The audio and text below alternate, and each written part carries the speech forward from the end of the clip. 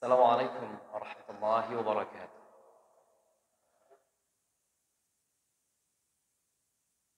Alhamdulillah wa syukurillah. Wala haula wala quwwata illa billah. Bersyukur kita hanya kepada Allah. Hingga pada pagi hari ini Allah masih limpahkan kenikmatan. Allah masih izinkan kita bersyukur. Allah masih izinkan kita untuk selalu bermunajat kepada Allah. Banyak hal yang patut kita syukuri. Termasuk banyak nikmat-nikmat yang dapat kita nikmati di pagi hari ini. Kita masih diberikan kekuatan untuk berilmu. Kita masih diberikan kekuatan untuk bersama belajar. Dan alhamdulillah pada pagi hari ini saya juga selaku pembelajar.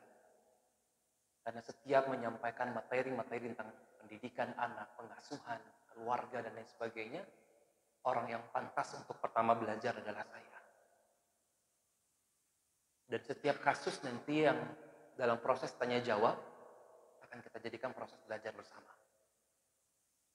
Alhamdulillah, atas nikmat Allah, Allah masih berikan kekuatan kita untuk mencintai sunnah-sunnah Rasulullah SAW.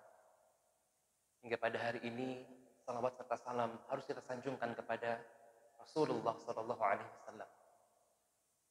Yang hanya dengan beliau menjadi teladan yang paling utama dan terutama bagi kita semua.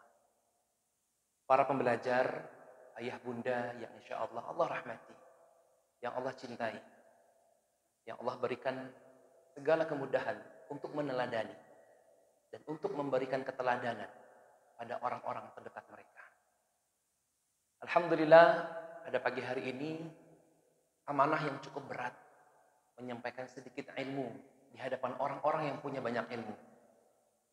Pada pagi hari ini mari kita sama-sama belajar, para ayah dan bunda, para wali santri Ibnu Taimiyah Bukit Tinggi yang insya Allah rahmati. Sebelum kita memulai materi kita di pagi hari ini, mari kita sepakati untuk bersama-sama mengosongkan hal-hal yang selama ini sebenarnya sudah padat. Hanya saja sejenak kita mengosongkan untuk sama-sama kembali memasukkan hal-hal yang seharusnya betul-betul kita pelajari bersama dan kita amalkan bersama. Saya membuka diri untuk sama-sama belajar. Para umahat, para ayah, para ibu, untuk nanti bersama-sama menggali ilmu. Jadi Ana berharap nanti ilmu yang saya sampaikan ini sehendaknya juga dapat memberikan atau dapat diberikan evaluasi juga oleh para orang tua untuk sama-sama belajar. Baik, para pembelajar yang insya Allah rahmati, pada kesempatan pagi hari ini kita bertemu mungkin baru kali ini pertama, atau bahkan yang sudah pernah bertemu di Payakumbuh, beberapa klien-klien kita atau pasien-pasien kita, alhamdulillah kita bertemu lagi. Atau bahkan yang juga sudah pernah melihat di beberapa tayangan-tayangan, mungkin kita juga sudah pernah berjumpa. Dan alhamdulillah Allah pertemukan lagi. Bersyukurlah kita, di Indonesia itu belum pernah ada madrasah orang tua. Maka di hari ini Allah tampakkan kepada kita bahwa madrasah orang tua itu memang tidak punya sekolah. Namun saja setiap pertemuan ini kita jadikan sebuah madrasah bagi kita. Duhai ayah dan bunda, sebelum Anda mengajarkan sesuatu kepada anak-anak Anda, jangan lupa orang yang patut belajar pertama kali adalah Anda. Maka yuk bersama-sama kita belajar di pagi hari ini menyamakan mind, soul, dan tubuh kita dan body kita. Kita connecting untuk bersama-sama mempelajari yang sedikit ini. Berkenalan sejenak sebagaimana yang sudah disampaikan oleh Master of Ceremony tadi, bahwa Ambo bisa bahasa Minang kok. Itu bahasa Minang atau bahasa Indonesia? Nyampur-nyampur ya. Baik, Ambo berhadir dari kota Payakumbuh. Ambo dari Klinik Psikologi Al-Mahira, Jalan Rasuna Said nomor 29 Payakumbuh. Ambo disebut sebagai psikolog klinis karena memang pendidikan Ambo terakhir di klinisi. Jadi sebagai pusat tumbuh kembang dan rehabilitasi mental. Dan Ambo juga sebagai ayah yang juga sama-sama belajar seperti ayah-ayah yang lainnya juga. Dan Ambo kalau di sosial media itu dipanggil Abati. Jadi kalau para teman-teman, para asatiz semua juga, para jamaah semua, jika bertemu kita di media sosial, seperti di Instagram atau apapun itu, Anda dipanggil dengan Abati di sana. Anda mau buka diri untuk tanya jawab di sana. Jika ada beberapa pertanyaan juga insya Allah kita jawab. Insya Allah. Baik. Mari kita masuk dengan sebuah tema yang saya bawa dari Kota Payakumbuh ke Bukit Tinggi ini. Ini sebuah oleh-oleh untuk kita semua. Mari kita santap bersama. Bismillah, tema Anda pada pagi hari ini, sebagaimana dibisik-bisikkan dengan kepala sekolah kita, apa itu tema kita pada pagi hari ini adalah peranan orang tua dalam menumbuh kembangkan anak dengan keteladanan dan cinta. Baik, kita masih punya kekuatan pada pagi hari ini untuk sama-sama menguatkan lagi. Anda minta tolong para wali santri untuk mengangkat tangan kanannya sejenak. Baik, tangan kanan ini kita taruh di pundak teman sebelah kita. Masya Allah. Ana yakin antara antum dan antum itu belum pada kenal. Ya, tapi minimal tangan ini bisa menyambungkan perkenalan kita. Baik, yuk taruh lagi di sana. Ulangi kata-kata Ana. Duhai orang tua, hari ini kita sama-sama belajar. Lai jaleh, dah gitu aja. Masya Allah. Siap sama-sama belajar? Para orang tua? Masya Allah. Bismillah. Pertama, hal yang sangat sederhana tapi dalam maknanya. Bismillah. Hai orang yang beriman,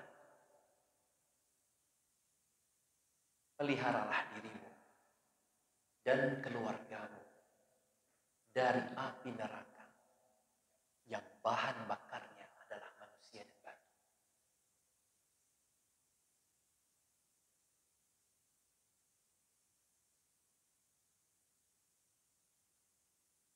Yang kedua, di poin-poin awal kita. Apabila seseorang telah meninggal dunia, maka seluruh amalnya terputus kecuali hanya 3. Dan kita sudah hafal ini semua. Saya ulangi lagi, kita butuh sama-sama menguatkan kembali. Sedekah jariah, ilmu yang bermanfaat, dan anak-anak yang saleh yang mendoakan kedua orang tuanya. Tidakkah pernah kita tahu akhir-akhir ini banyak problematika, banyak berita-berita di media-media. Berapa banyak anak-anak durhaka yang membunuh kedua orang tua. Berapa banyak anak-anak durhaka yang menitipkan orang-orang tuanya di panti-panti jompo. Berawal dari orang tua itu sendiri.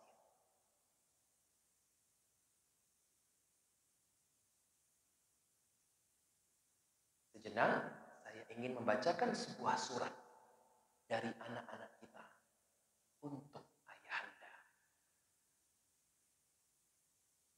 Ayah,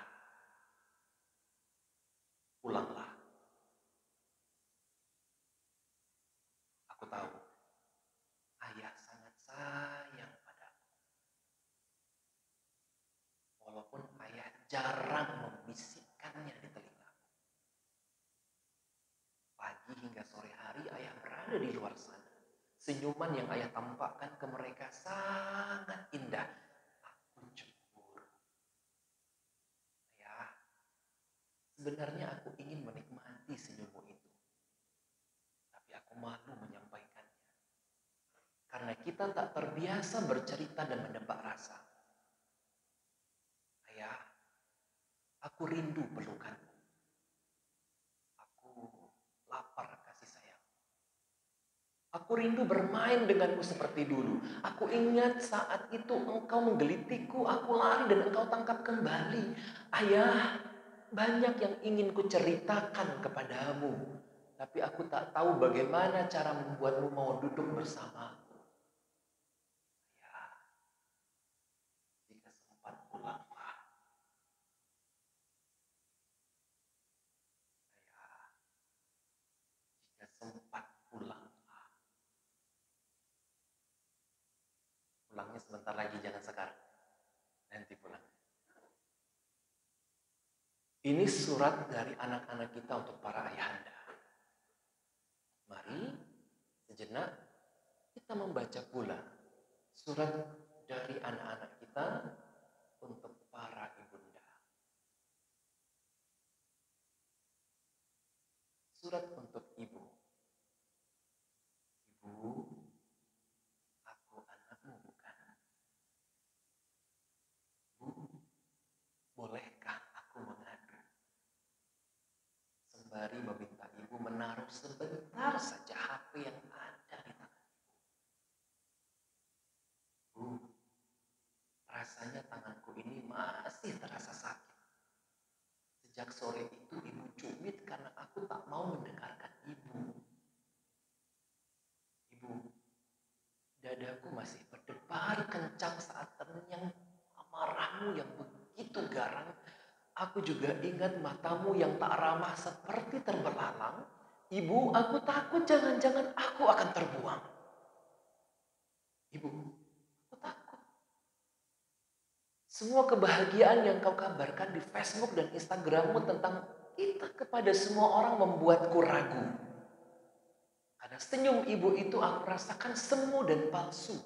Semua orang melihat aku dan dirimu bahagia, sedangkan sebenarnya aku tengah pilu.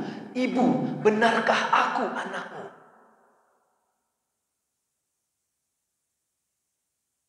Sejenak kita merenung, ayah bunda.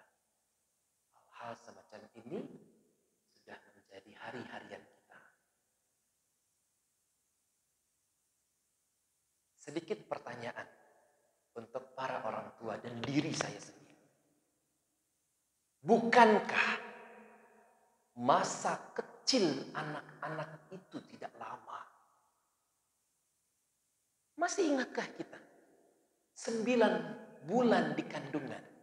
Setiap orang tua berkehendak kepada Allah. Ya Allah, sehendaknya ketika anak ini lahir ke dunia, anak ini akan kucintai, akan kusayangi, akan kudidik, akan kuasuh.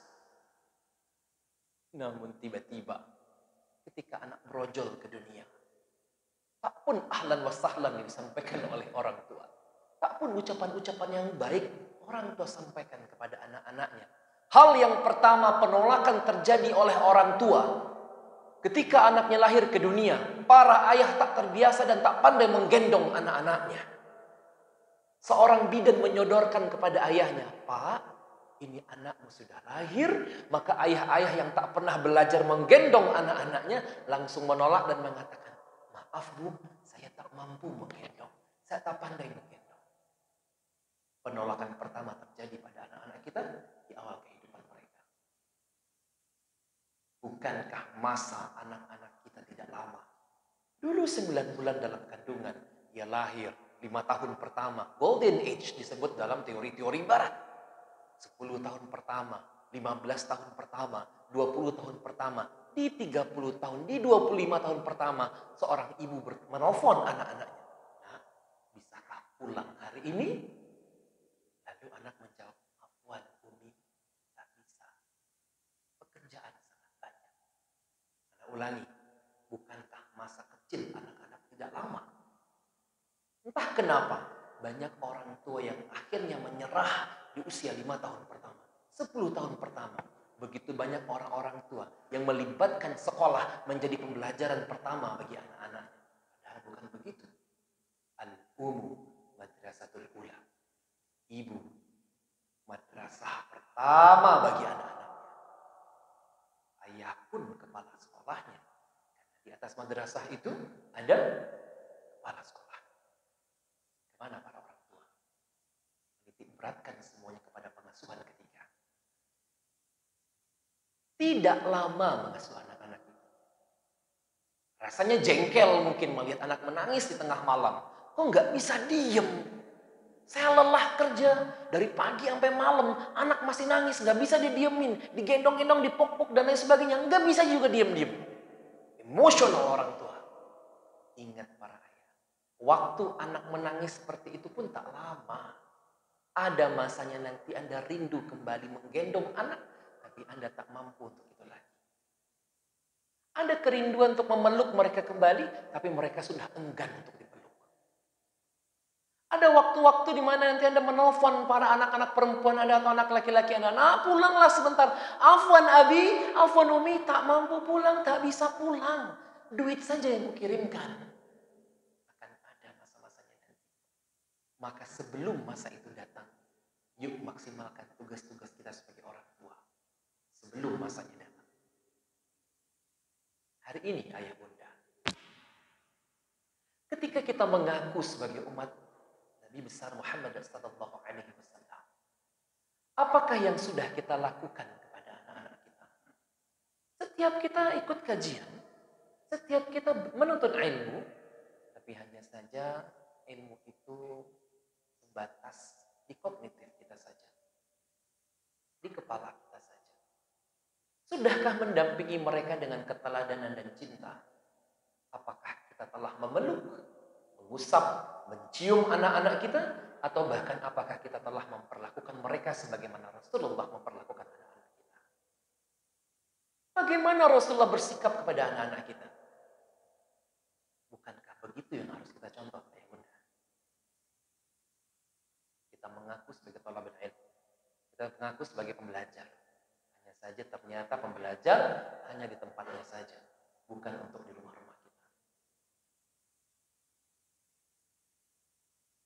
Tiada satu pemberian yang lebih utama dari orang tua kepada anaknya selain pendidikan dan pengasuhan yang baik. Tidak ada yang lebih berharga dari itu. Mau Anda berikan rumah semewah apapun, mau Anda berikan perhiasan sebesar apapun, mau Anda berikan uang sebanyak apapun, semuanya habis. Tak akan ada doa anak-anak soleh untuk Anda. Tak akan ada hal-hal positif untuk Anda. Bagaimana akhirat kita kelak? Bagaimana mempertanggungjawabkannya di hadapan Allah Subhanahu wa taala? Ayah bunda, sedikit demi sedikit kita masuk ke slide berikutnya. Boro-boro menjadi orang tua yang care terhadap anak-anak. Boro-boro mencintai mereka. Hanya dalam ucapan kita. Apakah Anda mencintai anak-anak Anda? Jawabannya mesti. Oh tentu, saya mencintai anak-anak saya. Tapi apakah anak-anak kita sudah merasa kita mencintai mereka? Tanyakan kepada anak masing-masing. Pertama, boro-boro anak merasa memiliki orang tua yang care terhadap mereka. What do you think about it? Care. Care adalah peduli. Betul. Ini bahasa Inggris saya ini 100 nih kayaknya. Beberapa kesalahan terhadap mereka saja masih menjadi langganan di rumah-rumah kita. Number one. Cycle abuse. Penyiksaan fisik. Masih banyak orang-orang tua yang mengatakan kepada, kok dak dipicik, dak mangarati.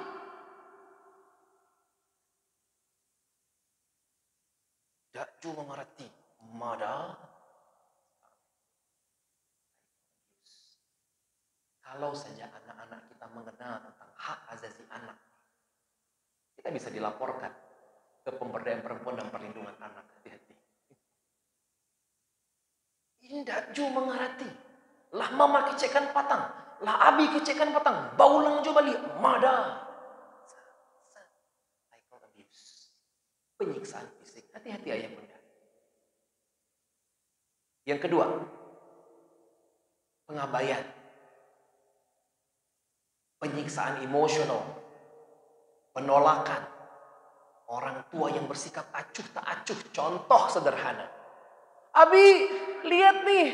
aku punya gambar bagus, Bi. Gambar kucing. Lu abinya sibuk dengan, oh iya, iya.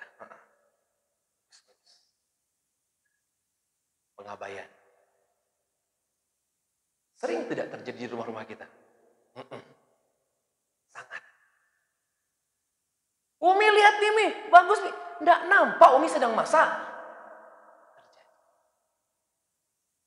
Boro-boro anak merasa dicintai. Apakah susah menghentikan sejenak masak itu? Atau mungkin mematikan atau mengecilkan sejenak? Lihat mana yang kamu bikin. Masya Allah. Barakallahu fiik. Ini gambar apa, nak? Gambar kucing, Umi. Masya Allah, gambar kucing. Sekarang apa pengen tahu? Apa yang biasanya antum lakukan atau antuna lakukan ketika ada anak-anak menyodorkan, Umi, Abi, Abati, Ayah, lihat nih, aku punya gambar kucing. Kira-kira apa respon orang tua kira-kira? Tafadhal. Tafadhal. Silakan para ayah. Boleh Anda tunjuk? Masya Allah, ini kalau begini tafakur semua nih, subhanallah. Masya Allah. Masya Allah. Jazakallah khair. Tafadhal ayah. Ini ayah dari berapa orang anak ya? 10. Oh 3. Dan ibu berapa orang? Oh baru 1. Masya Allah. Ayah, apa yang antum lakukan ya ketika seorang anak menyodorkan satu gambar kepada antum? Ayah lihat nih gambar kucing. Apa respon ayah?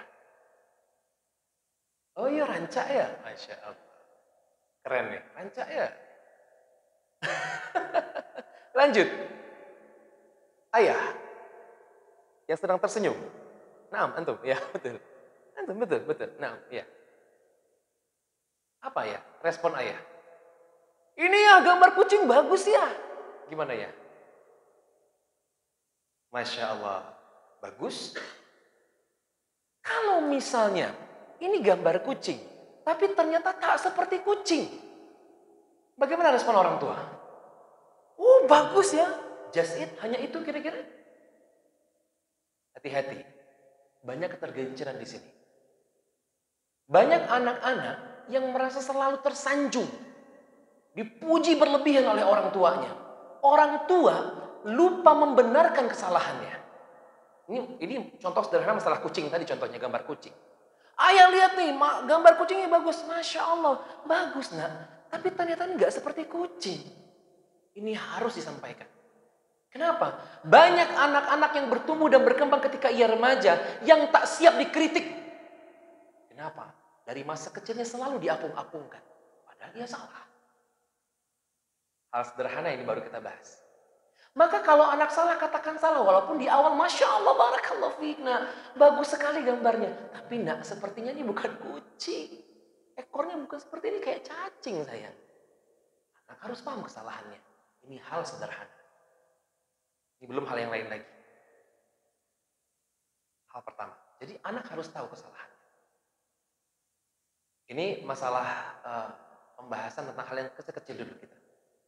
Penolakan, orang tua yang bersikap acuh, memberikan teror kepada anak. Kalau kamu tidak mau makan, tidak bisa, tidak dapat jajan. Boleh nggak memberikan seperti itu? Boleh, itu punishment. Hanya saja caranya tidak tepat. Agak lurik Maria maksudnya. Nggak tepat. Ya? Atau eksploitasi anak. Anak-anak dijadikan bahan untuk mencari uang. Sekarang di media-media banyak ya. Atau bahkan ada yang lebih parah. Sexual abuse, pelecehan seksual. Hati-hati para ayah dan bunda. Pulangkan pengasuhan anak-anak perempuan kepada ibunda. Pulangkan pengasuhan anak-anak laki-laki kepada ayahnya. Kenapa? Banyak hal-hal sekarang ayah bunda. Di berita-berita atau di klinik-klinik kita, berapa banyak ayah-ayah kandung, melecehkan secara seksual anak-anak kandungnya. Pamannya, kakaknya, kakeknya. Akhir-akhir ini kita banyak menemui kasus-kasus ini klinik-klinik saya. Seorang kakek melecehkan secara seksual anaknya, cucunya, pamannya ke keponakannya, ayah kandungnya kepada anak kandungnya, ayah sambungnya kepada anak sambungnya, dan sebaliknya. Maka hati-hati. Setidaknya di masa-masa sekarang ini, ketika anak-anak sudah mulai bertumbuh dan berkembang, maka please, mohon bantu untuk pulangkan anak-anak perempuan kepada ibunya, anak laki-laki kepada ayahnya. Dalam hal apa? Contohnya memandikan anak. Ada baiknya yang memandikan anak-anak perempuan adalah ibunya. Anak-anak laki-laki adalah ayahnya. Nanti termasuk kepada hal-hal yang mumayyiz tadi ini. Masalah anak-anak yang balik dan sebagainya. Ada bahasan khusus di kita juga. Bagaimana ayah dan ibu harus mengetahui bagaimana mimpi basah pertama anak-anak laki-lakinya. Nanti dibahas masalah ini sedikit. Ini penting sekali untuk tumbuh kembang anak-anak kita. Sebelum itu kita bahas, kita lanjut ini dulu. Contoh kasus pertama. Seorang anak berusia 12 tahun mengalami depresi berat. Kasus kita juga ini. Ia mengalami mimpi buruk dan mengompol yang berkepanjangan. Selalu ketakutan, menangis tiba-tiba, hingga pada akhirnya melakukan percobaan bunuh diri dengan menegak obat nyamuk. Hal ini berawal dari sikap orang tua yang selalu menekan dan menuntut anaknya untuk selalu mendapatkan nilai baik pada setiap ujian dan tugas-tugas sekolah. Tidak boleh bermain, harus ikut les, ikut mengaji, dan jika menolak pasti dimaki-maki, diancam, hingga ditampar dan dipukuli. Qadarullah. Ternyata orang tua ini adalah seorang guru yang juga memang dikenal sebagai guru yang pemarah dan cenderung tidak ramah. Bagaimana di rumah kita? Ini kasus di rumah orang. Belum di rumah kita. Semua anak diwajibkan bisa ini, mampu ini. Orang tua lupa melihat kemampuan anak-anaknya. Betul tidak mampu untuk itu. Semua anak diwajibkan untuk menghafal ini, tapi orang tua lupa memahami bahwa apakah anak-anak ini mampu untuk itu. Ingat ayah bunda, anak-anak itu punya multiple intelligence. Anak-anak itu punya kecerdasan majemuk. Tak semua anak-anak harus mendapatkan nilai matematik 100. Tak semua anak harus mendapatkan nilai bahasa Inggris 100. Tak semua anak-anak harus menjadi dokter. Tak semua anak-anak harus menjadi asatiz. Tak semua anak-anak harus menjadi ulama. Tapi semua anak-anak harus menjadi pembelajar yang baik. Saya ulangi lagi. Tak semua anak-anak harus menjadi ulama. Tapi semua anak-anak harus menjadi pembelajar yang baik. Ukur kemampuan anak-anak masing-masing. Afwan ayah bunda. Banyak kasus sekarang di klinikan. Anak hanya memiliki IQ di bawah 91. Lalu diwajibkan untuk menghafal 30 juz. Ingat masalah wajib beda dengan belajar. Kalau belajar, ayo diwajibkan untuk belajar. Tapi menghafal 30 juz, perhatikan kemampuan kognitif anak. Kita bersyukur, kita punya sekolah tahfidz Quran. Tapi perhatikan kemampuan anak-anak kita. Kita dorong anak-anak kita untuk menghafal 30 juz itu bagus sekali. Tetapi perhatikan kemampuan anak-anak kita. Kita bekerja sama dengan pihak sekolah masalahnya. Sekali lagi, kita punya target. Ajarkan anak-anak untuk selalu belajar. Mereka cinta belajar. Ini penting. Satu poin lagi, bahwa sekali lagi saya sampaikan, tidak semua anak harus jadi dokter. Tak semua anak harus jadi guru. Tak semua anak harus jadi apapun itu. Mereka juga punya mimpi-mimpi yang harus mereka kembangkan. Baik, kita lanjut lagi di sini. Sudah saatnya kita tersinggung para ayah dan bunda. Apa yang Anda harapkan dari anak-anak Anda sebenarnya? Menjadi seperti apa yang Anda inginkan seutuhnya? Bukankah mimpi mereka juga berhak untuk berkembang? Siapa yang harusnya mengasuh anak-anak kita? Ini pertanyaan. Siapa yang harusnya paling berperan dalam mengajarkan sesuatu kepada anak-anak kita? Berapa jam kebersamaan dengan anak-anak kita di rumah? Apa yang Anda lakukan bersama keluarga Anda di rumah? Apakah Anda tahu makanan dan minuman kesukaan anak-anak Anda? Hobinya apa? Warna kesukaannya apa? Minat dan bakatnya apa? Apa yang mereka suka dari Anda dan apa yang mereka tidak suka dari Anda? Sudahkah Anda bertanya dan mendiskusikannya kepada Anda? Karena pengen tahu. Afwan. Ayah yang di belakang. Yang boleh lah yang berkacamata. Afwan ya. Ya, ayah yang di belakang ya, yang di belakang. Baik. Boleh ya bertanya ayah ya. Apa warna kesukaan anak ayah? Warna kesukaan anak ayah? Biru. Apa makanan kesukaannya? Mie pangsit. Apa minuman kesukaannya? Es teh. Apa yang ia suka dari ayah? Perhatian. Apa yang ia tak suka dari ayah? Marah-marah. Ada anaknya di sini? Mau kita coba evaluasi? Benar nggak ini gitu ya? Subhanallah. Tapi kita anggap benar. Kita berpositive thinking. Insya Allah benar. Semoga aja kita ya. Semoga benar.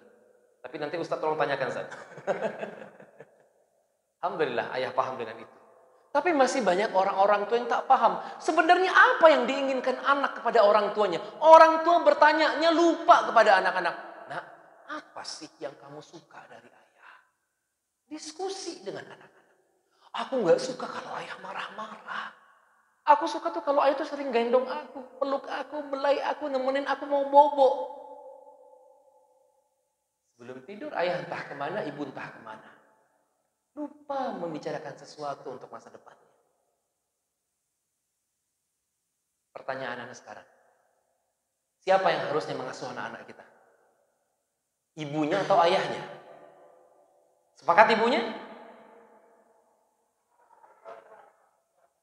Ibunya atau ayahnya? Keduanya. Kalau antum bilang ibunya, kasihan sekali. Sudah. Gak mungkin ibu mengerjakan semuanya para ayah. Untuk melayani ayahnya udah habis waktu di pagi hari itu. Belum lagi memasak. Ini semua berperan nih. Tangan kanan pegang ini, tangan kiri pegang ini, kaki kanan, semuanya bergerak. Makanya jangan salahkan kalau ibu-ibu di pagi hari itu mulutnya lebih dari satu. Benar gak Umahat? Benar ya, alhamdulillah benar nih. Jadi jangan salahkan kalau ibu-ibu itu lebih cerewet di pagi hari. Kenapa? Semuanya mereka yang mengerjakan. Ayah-ayah hanya menunggu kopi. Atau rokok sebatang. Ayah-ayah hanya menunggu teh yang panas. Sambil baca koran. Duhai para ayah. Ini tugas berdua. Bukan tugas sendiri. Nanti kita bahas masalahnya sedikit. Berapa jam kebersamaan Anda bersama anak-anak di rumah? Ada 24 jam? Tidak mungkin. 5 jam? 3 jam? Pertanyaannya, ngapain aja? Jangan bangga punya waktu 24 jam sama anak-anak, tapi nggak ngapa-ngapain. Tapi berbanggalah, walaupun hanya punya sedikit waktu bersama anak-anak, tapi betul-betul intens, banyak hal yang kita bicarakan sama mereka. Nanti kita bahas juga masalah sedikit. Ya.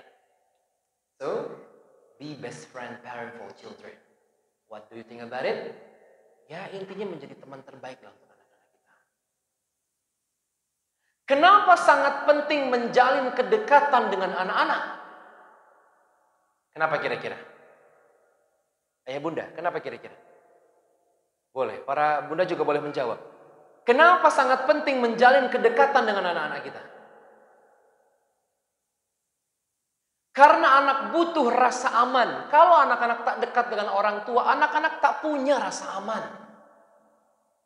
Karena anak-anak butuh rasa nyaman. Karena anak-anak butuh diperhatikan. Karena anak-anak butuh didengarkan. Karena anak-anak butuh ditebak, bukan hanya menebak. Karena anak-anak butuh diawasi. Membangun kedekatan dan menjadi teman baik anak-anak adalah gerbang pertama dan terutama untuk membimbing mereka menghadapi tantangan dan meraih tujuan. Hanya saja, lagi-lagi, orang tua sudah kenyang ketika menitipkan anak-anak di sekolah saja. Alhamdulillah, anak-anak lain sekolah di Ibnu Taimiyah, selesai saja di situ. Sudah tuh, anak tamai tidak tahu apa-apa. Anak pulang sekolah hanya bisa entah kemana para orang tua. Ingat ayah bunda, waktu bersama anak masa usia SD dan TK ini bersama orang tua yang terbanyak, bukan dengan sekolah. Maka ketika pola pengasuhan tak tepat, yang disalahkan bukan sekolahnya, tapi kemana orang tua.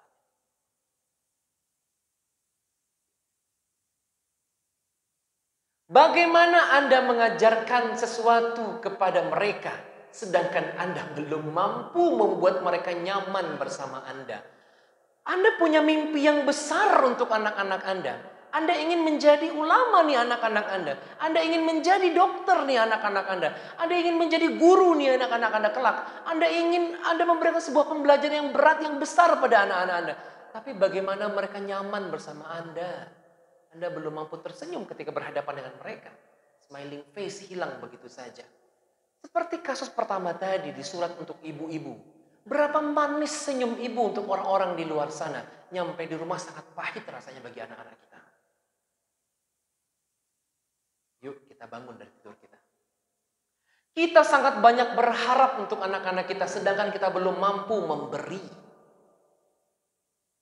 Contoh sederhana. Afwan, di sini ada tidak program ketika anak-anak menghafal, orang tua juga harus menghafal? Ada tidak kira-kira? Minimal doa-doa harian. Contoh, ini ada program TK juga, Ustaz. Contoh TK. TK anak yakin ada di sana diajarkan doa-doa harian. Betul tidak? Pertanyaan Anda, apakah orang tua juga menghafal doa-doa harian ini?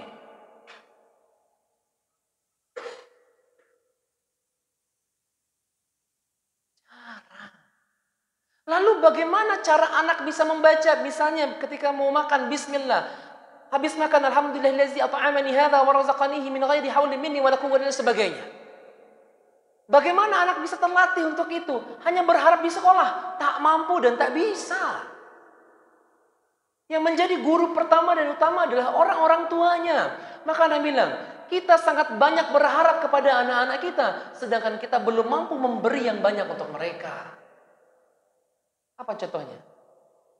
Akhlak kita, adab kita, hari-harian kita, doa-doa harian kita. Kemana kita? Kemana kita?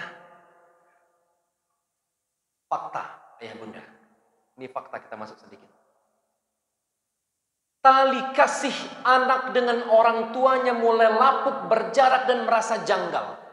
Anak-anak, jangankan ia remaja, mulai 7 tahun pertama pun di masa-masa sekarang, anak-anak merasa janggal bersama ayahnya. Tak mau lagi diusap oleh ayahnya.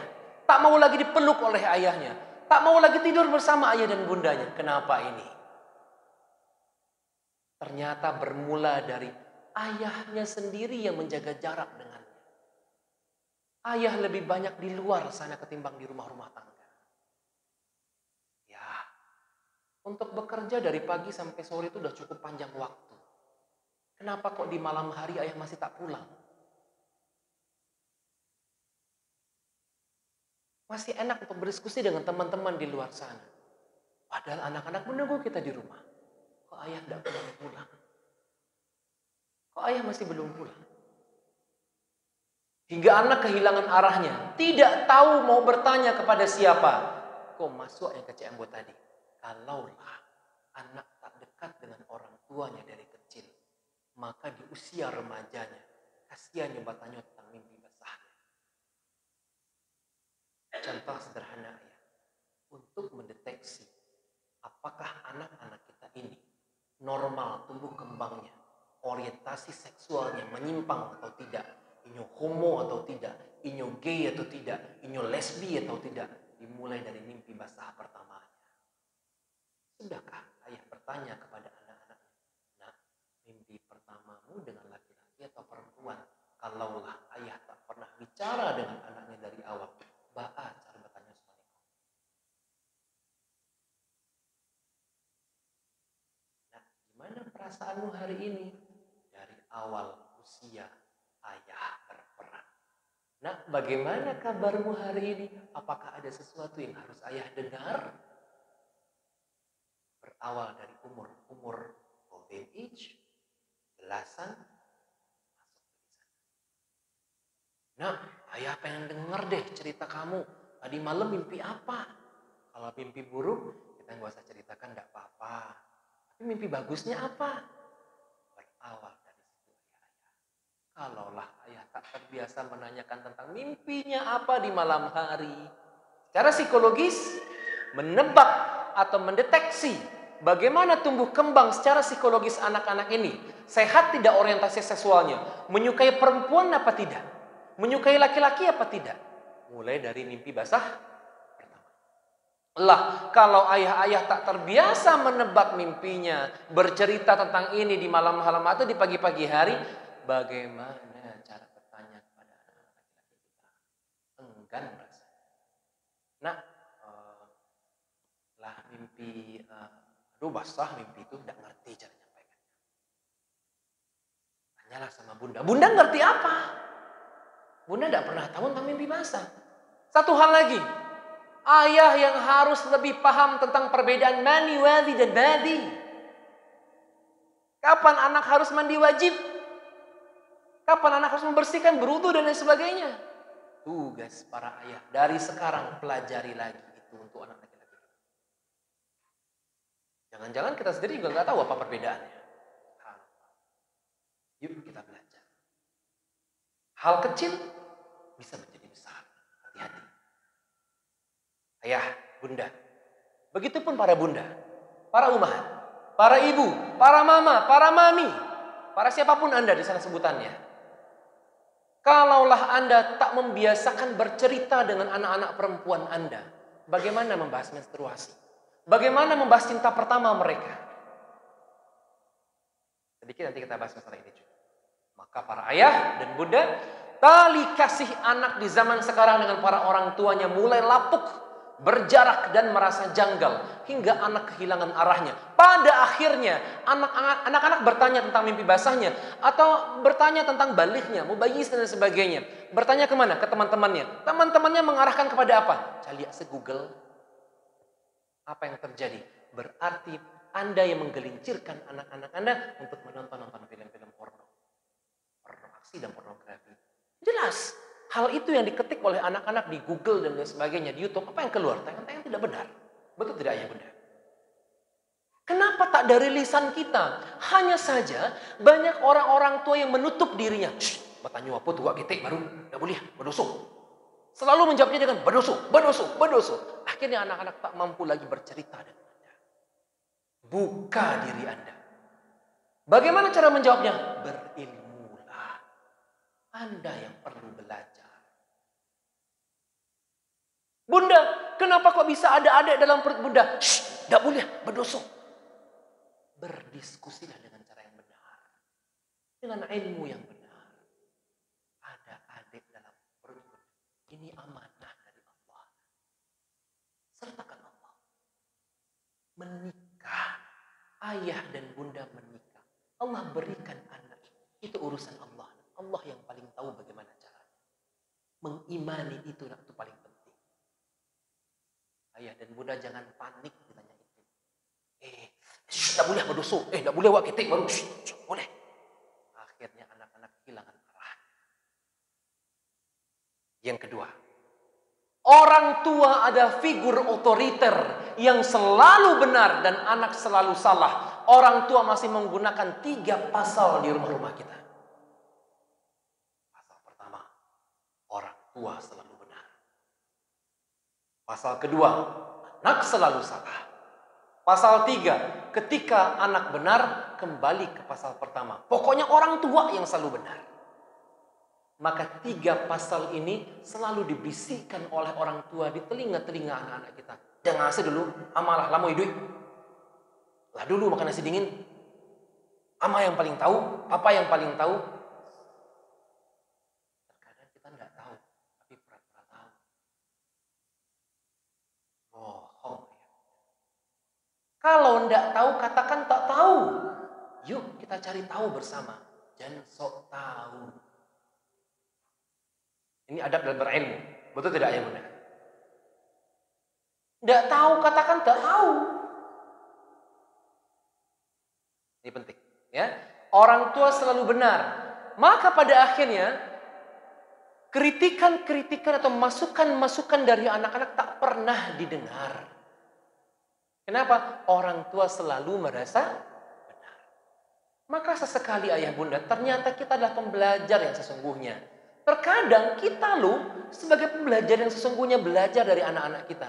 Contoh sederhana masalah hafalan ayat-ayat pendek tadi. Anak yakin lebih hafal anak ketimbang antum. Maka belajarlah bersama. Yuk kita cross check. Boleh ya kita cross check ya? 1. Doa masuk masjid. Siapa yang bisa? Anda nggak tunjuk dulu. Nanti tunjuk malu nanti. Doa masuk masjid. Masya Allah. Subhanallah. Insya Allah paham. Tahu. Yang tidak tahu tunjuk tangan. Oh sudah tahu. Alhamdulillah. Yaudah Anda tunjuk sekarang. Subhanallah. Doa sebelum makan. Antum. Bismillah. Gampang. Doa habis makan. Antum lagi boleh? Yang kacamata lagi? Alhamdulillah saja juga boleh. Yang panjangnya ya, sedikit yang panjangnya ya. Alhamdulillahillazi at'amani wa razaqanihi. Banyak yang belum hafal ternyata. Jangan terlalu memburu anak-anak untuk menghafal sesuatu yang ringan. Itunya tidak bisa belum. Kita. Gimana kita? Bukankah amalan harian itu ayah bunda? Mbok ya diamalkan. Hal yang sederhana. Buka baju, pakai baju, masuk masjid, keluar masjid, masuk ke WC. Keluar WC. Naik kendaraan. Apa lagi? Bercermin. Bercermin, ibu-ibu yang paling sering bercermin. Apa doanya?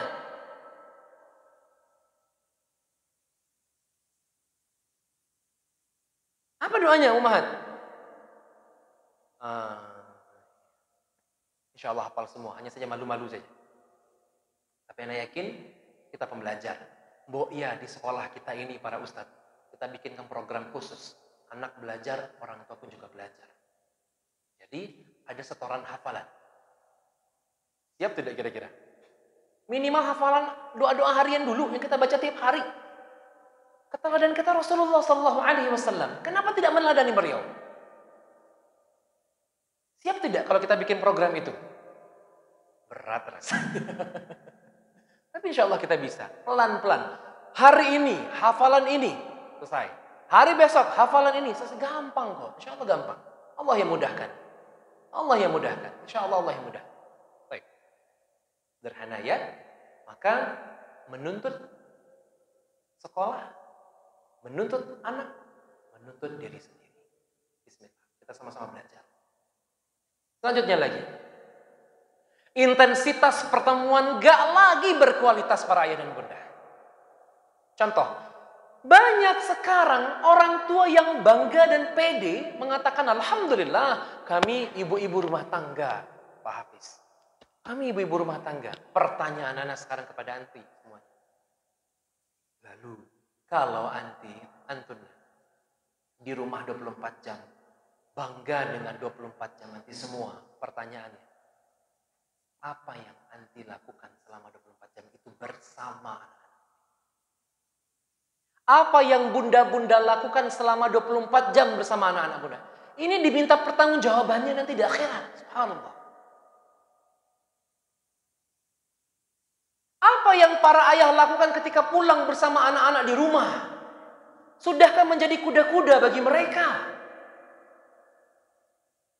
Sudahkah menggendong mereka? Sudah ketika anak bangun malam, anak bayi tengah malam bangun, sudahkah ikut terbangun bersama para ibunya, menggantikan gendong para ibunya? Subhanallah. Boro-boro kita tertidur, kita pulas. Anak menangis, sudahlah ada ibunya yang paling bisa mendiamkannya. Ibunya juga lelah, bergantian. Tugas para ayah juga untuk ini. Lagi orang tua mengontrak pengasuhan, Belum ya. Intensitas pertemuan tidak lagi berkualitas. Jadi yang penting sekarang, tidak seberapa banyak waktu bersama anak. Bukan seberapa kuantitasnya. Bukan itu ayah bunda. Tapi seberapa berkualitasnya waktu kita bersama anak. Anak yakin, tak mungkin kita 24 jam bersama anak-anak. Betul tidak? Tapi minimal ketika 1 jam, 2 jam, 3 jam, 4 jam bersama anak-anak. Ada apa dengan jam itu? Sudahkah menanyakan perasaannya? Sudahkah mengajarkan sesuatu kepadanya? Masihkah sekarang orang-orang tua, subhanallah, sekarang masih banyak yang menggantungkan sesuatu kepada sekolah-sekolahnya. Bahkan banyak orang-orang sekolah, orang-orang tua yang cepat menyekolahkan anaknya di 3 tahun pertama, 4 tahun pertama. Padahal 3, 4, 5 tahun pertama itu ada bersama orang-orang tuanya. Bukan sekolahnya. Jangan heran nanti amal jariah mengalir kepada guru-gurunya, bukan kepada Anda. Contoh sederhana. Nah, anak diajarkan Al-Fatihah 5 kali sehari semalam oleh gurunya, bukan oleh Anda. Bayangkan, siapa mengalirnya nanti kalau bukan kepada gurunya, bukan kepada kedua orang tua. A'udzubillahi minasyaitonirrajim. Bismillahirrahmanirrahim. Alhamdulillahirabbil alamin. Sampai amin. Setiap hari dibaca, tapi orang tua tak pernah dapat pahalanya. Tidakkah Anda cemburu para orang tua? Belum lagi yang lain. Belum doa-doa harian yang lain. Belum hafal Al-Quran yang lain. Subhanallah. Kemana kita para orang tua? Tidakkah itu yang kita kejar untuk akhirat kelak? Pertanggung jawabannya bukan hanya dunia, akhirat kelak. Maka intensitas pertemuan gak lagi berkualitas. Ini faktanya sekarang. Ada waktu bersama anak-anak tapi sibuk dengan HP masing-masing.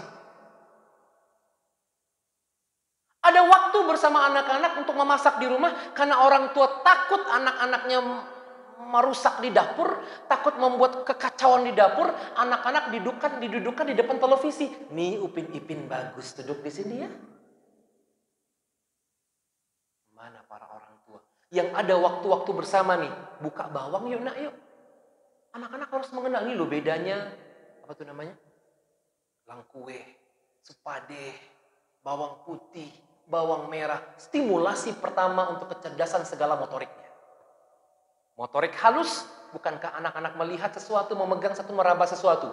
Meraba bawang, bawangnya kena mata dia menangis. Itu proses pembelajaran bagi anak-anak kita. Stimulasi. Hanya saja orang-orang tua tak mau repot akhir-akhir ini. Orang tua maunya anaknya di depan televisi saja. Di depan gadget saja. Hampir semua orang tua sekarang kewalahan. Pak Hafiz, baca caranya supaya anakku lapeh dari HP kok. Ini pertanyaan yang main-main menurut saya. Jawabannya nanti gampang. Gampang caranya. Nanti ada jawabannya. Hanya saja orang tuanya nggak bisa lepas dari HP-nya. Orang tuanya yang masih menitik beratkan pembelajaran pada HP saja. Padahal, afwan ayah, banyak penelitian sekarang. Bukankah ketika ayah membacakan sesuatu tentang sirah nabawiyah atau apapun itu sebelum tidurnya, ini mencerdaskan kognitif anak. Lah ini boro-boro mau menceritakan. Mengantar anak pun ke tempat tidurnya pun tidak. Ayah, yuk kita sama-sama belajar. Banyak hal yang harus kita pelajari di sini. Bismillah. Lanjutnya lagi. Orang tua mengontrak pengasuhan pada orang ketiga. Siapa orang ketiga? Sekolahnya. Tempat mengajinya. Pembantunya. Nenek kakeknya. Babysitternya.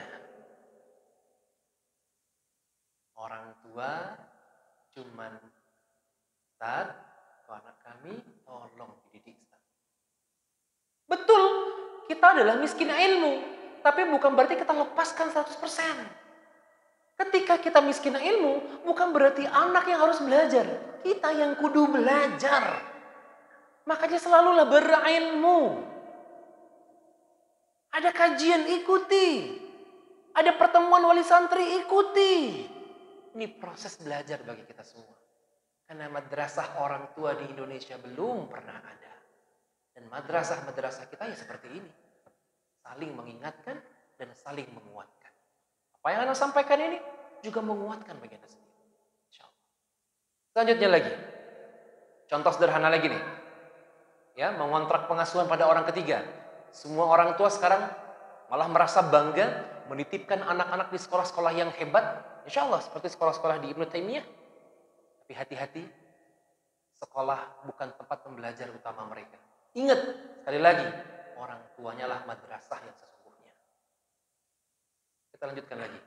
Menganggap anak telah dewasa dan tidak butuh curhat, tidak butuh berbagi cerita, dan tidak butuh duduk bersama. Sehingga hari-hari bersama anak tidak pernah lagi duduk bersama, bercerita, berkelakar, menebak perasaan anak. Sedih nih hari ini kayaknya nih. Bunda lihat hari ini sedih nih. Ayah lihat hari ini sedih nih. Udah nggak ada lagi sekarang. Orang tua lupa menciumi kening anak-anaknya. Duhai ayah bunda, perhatikan. Semakin bertumbuhnya anak dan berkembangnya anak, betul, anak-anak merasa lebih enggan untuk dicium, betul nggak? Betul. Dipeluk, betul nggak? Betul. Hanya saja jiwa mereka tetap menuntut untuk tetap bersama dengan Anda, walaupun ciuman itu tidak sampai mendarat ke kening mereka, tapi minimal pelukan Anda, belayan Anda, bisikan Anda, ketukan-ketukan Anda, itu sesuatu yang sangat luar biasa bagi mereka. Semakin besar anak-anak sebenarnya semakin butuh itu sebenarnya. Hanya saja mereka terdidik untuk tidak pernah dekat dengan Anda. Akan datang masanya nanti. Anda rindu membelai mereka, namun tak ada lagi waktu. Ada lagi nanti masanya datang. Anda rindu memeluk mereka, tapi anak sudah di Madinah. Anak sudah di mana nanti? Anak bersama suaminya nanti. Afwan Umi tak bisa pulang. Lalu Anda menunggu lebaran datang. Boro-boro lebaran bisa nginap di rumah kita, ternyata nginap di rumah mertuanya. Akan datang masanya nanti, Anda rindu masa-masa itu kembali. Tunaikan hutang-hutang pengasuhan Anda. Kita lanjut lagi. Anak tengah dilanda bencana. Kasus demi kasus bermunculan bak cendawan tumbuh. Anak-anak tengah dilanda bencana moral, bencana etika, bencana adab, bencana akhlak.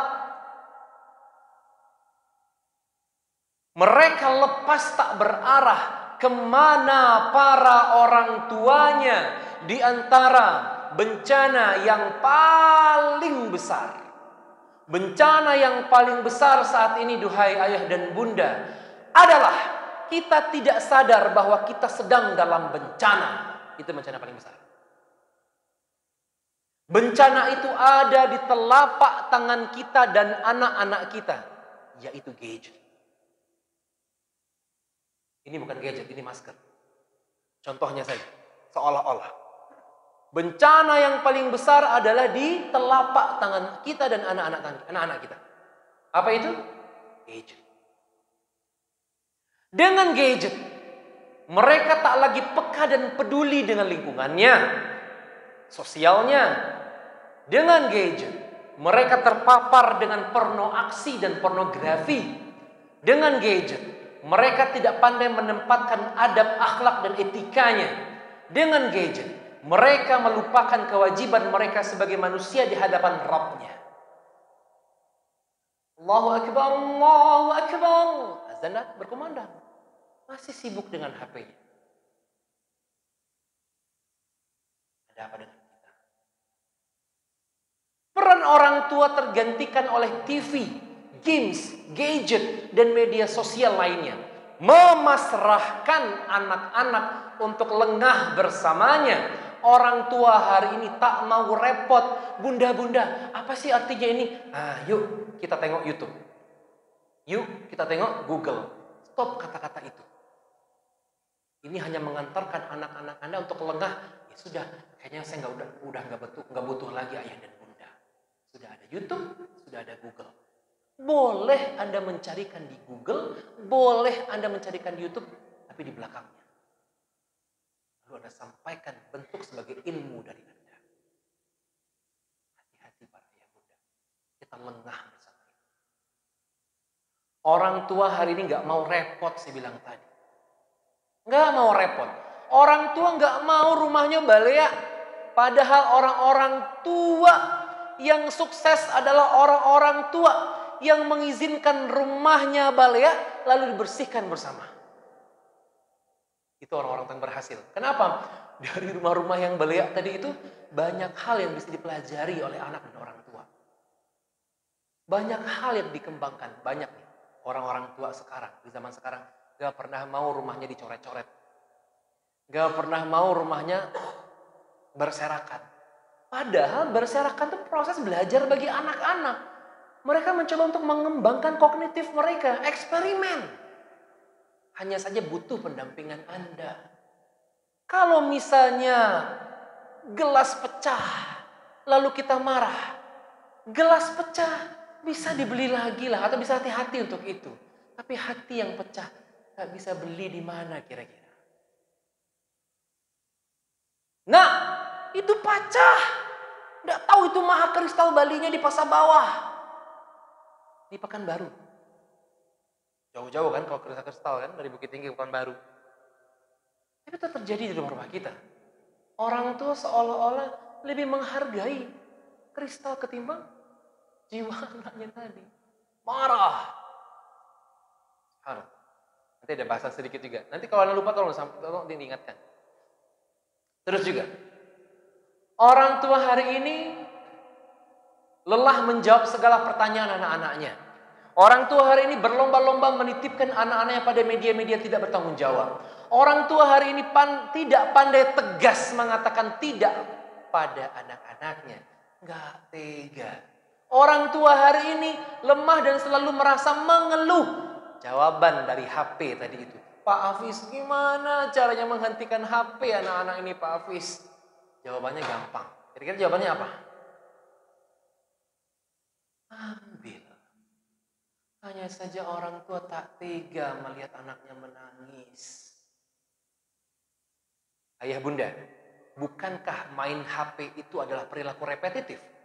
Apa itu repetitif? Perilaku yang terbiasa. Kalau begitu bagaimana cara membuat perilaku terbiasa ini menjadi tidak terbiasa? Tentu mengubahnya dengan cara perilaku yang repetitif juga. Seperti apa? Ketika anak minta HP, katakan, maaf, tidak ada HP hari ini. Kita sepakat HP hanya boleh di hari Sabtu dan hari Ahad. Itu pun dengan pantauan ayah dan bunda. Oh, anak menangis. Izinkan anak menangis. Problemnya, Anda tak mampu mendengar anak menangis. Ayo, atau bahkan sudah punya komitmen dengan diri sendiri, tapi antara ayah dan bunda tak punya komitmen. Bundanya mengatakan tidak boleh, namun ayahnya karena capek pulang kerja, anaknya minta, jadi kita bunda, tuh di kamar. Ini bukan hanya HP, permen, ice cream, coklat. Anak batuk, bunda bilang, jangan makan coklat juga, jangan balian bi. Anak merengek-rengek pulang sekolah, karena ayah-ayah tak terampil mengasuh anak. Oh, aduh, sekwa. Terjadi. Komitmen ketika tak berdiri di rumah tangga, maka bersiaplah. Anak-anak akan menilai lemah salah satu di antara Anda. Anak merasa bangga. Ada ayah yang bisa belikan. Bunda, udahlah. Sehingga peran bunda dianggap lemah. Maka apapun sudah ada ayah. Akhirnya apapun yang kecil bunda tidak akan pernah didengar lagi.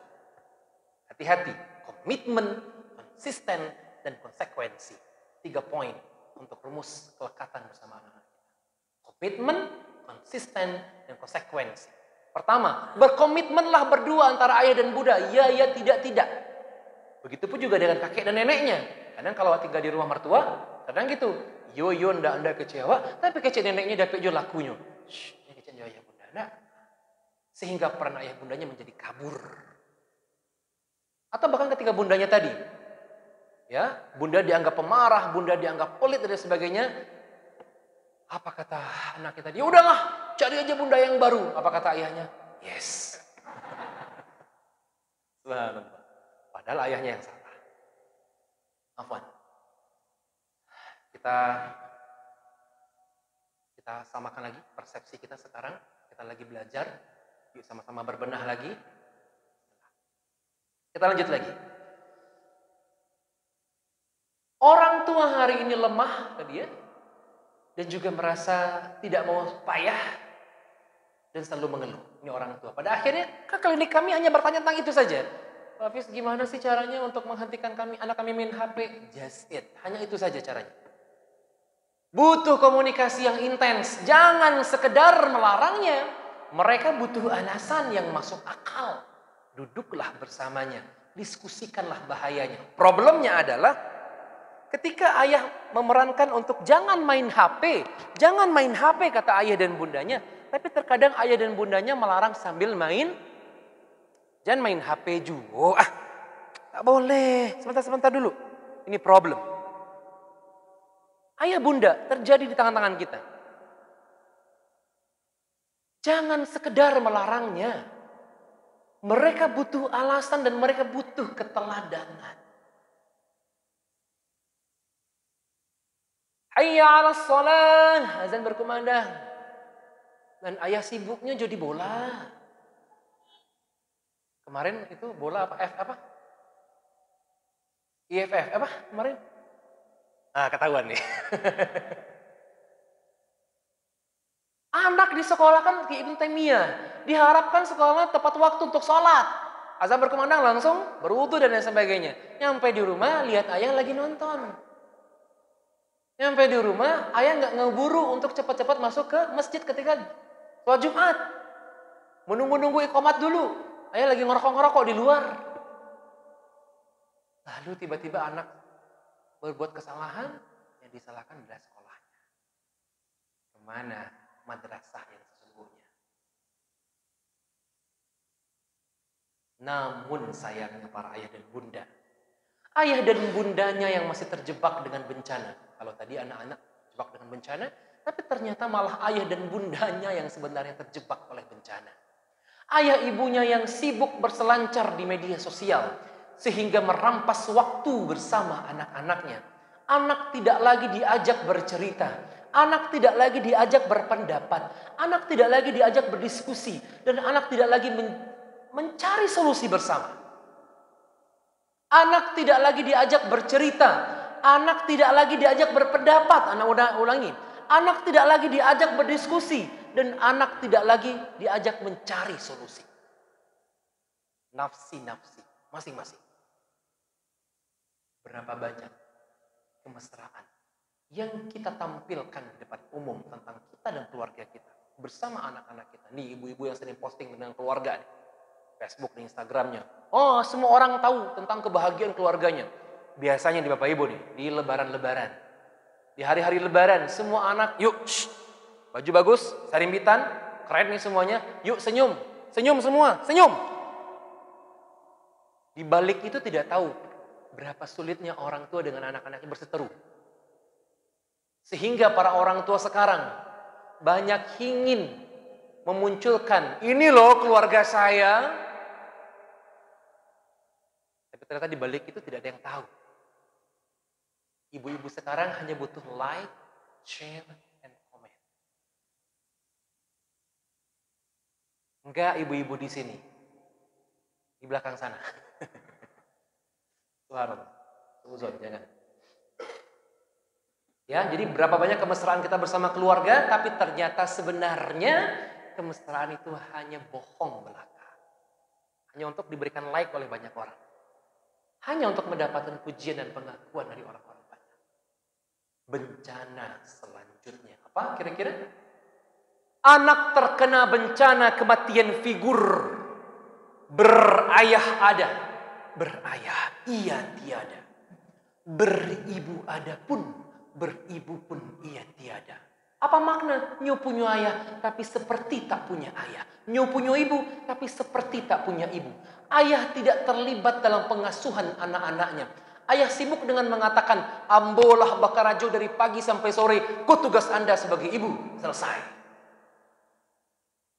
Kesibukan ayah bekerja, mengejar target, dan tuntutan hidup yang hedonism. apa hedonisme, semuanya harus terpenuhi, gitu ya. Ibu sibuk urusan arisannya, pekerjaannya, perkumpulannya, entah kemana para ibu. Sibuk dengan kongko-kongkonya, sibuk dengan kekapatomannya, sibuk dengan apa sekarang yang lagi viral di sini nih, di Bukit Tinggi. Boleh nggak kita makan bersama dengan teman-teman dan keluarga? Boleh. Hanya saja ingat ada hak-hak anak yang harus ditunaikan terlebih dahulu. Ada hak-hak keluarga yang harus ditunaikan terlebih dahulu. Bukan hanya sekedar foto, posting. Subhanallah. Bu, pulanglah. Sebentar lagi. Ayah tidak lagi menjadi cinta pertama bagi anak-anak perempuannya. Dan ibu tak pula menjadi cinta pertama bagi anak laki-lakinya.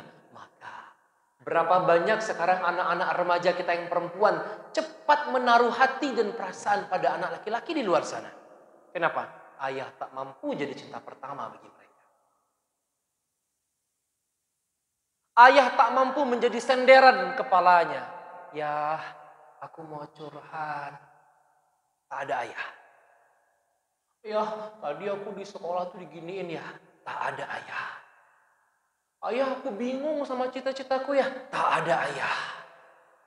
Maka ia mencari pengganti figur ayahnya di luar sana. Maka jangan heran berapa banyak anak-anak perempuan kita mencari pacar. Mencari laki-laki yang sangat bisa mendengarkan curhatannya. Mendengarkan ceritanya.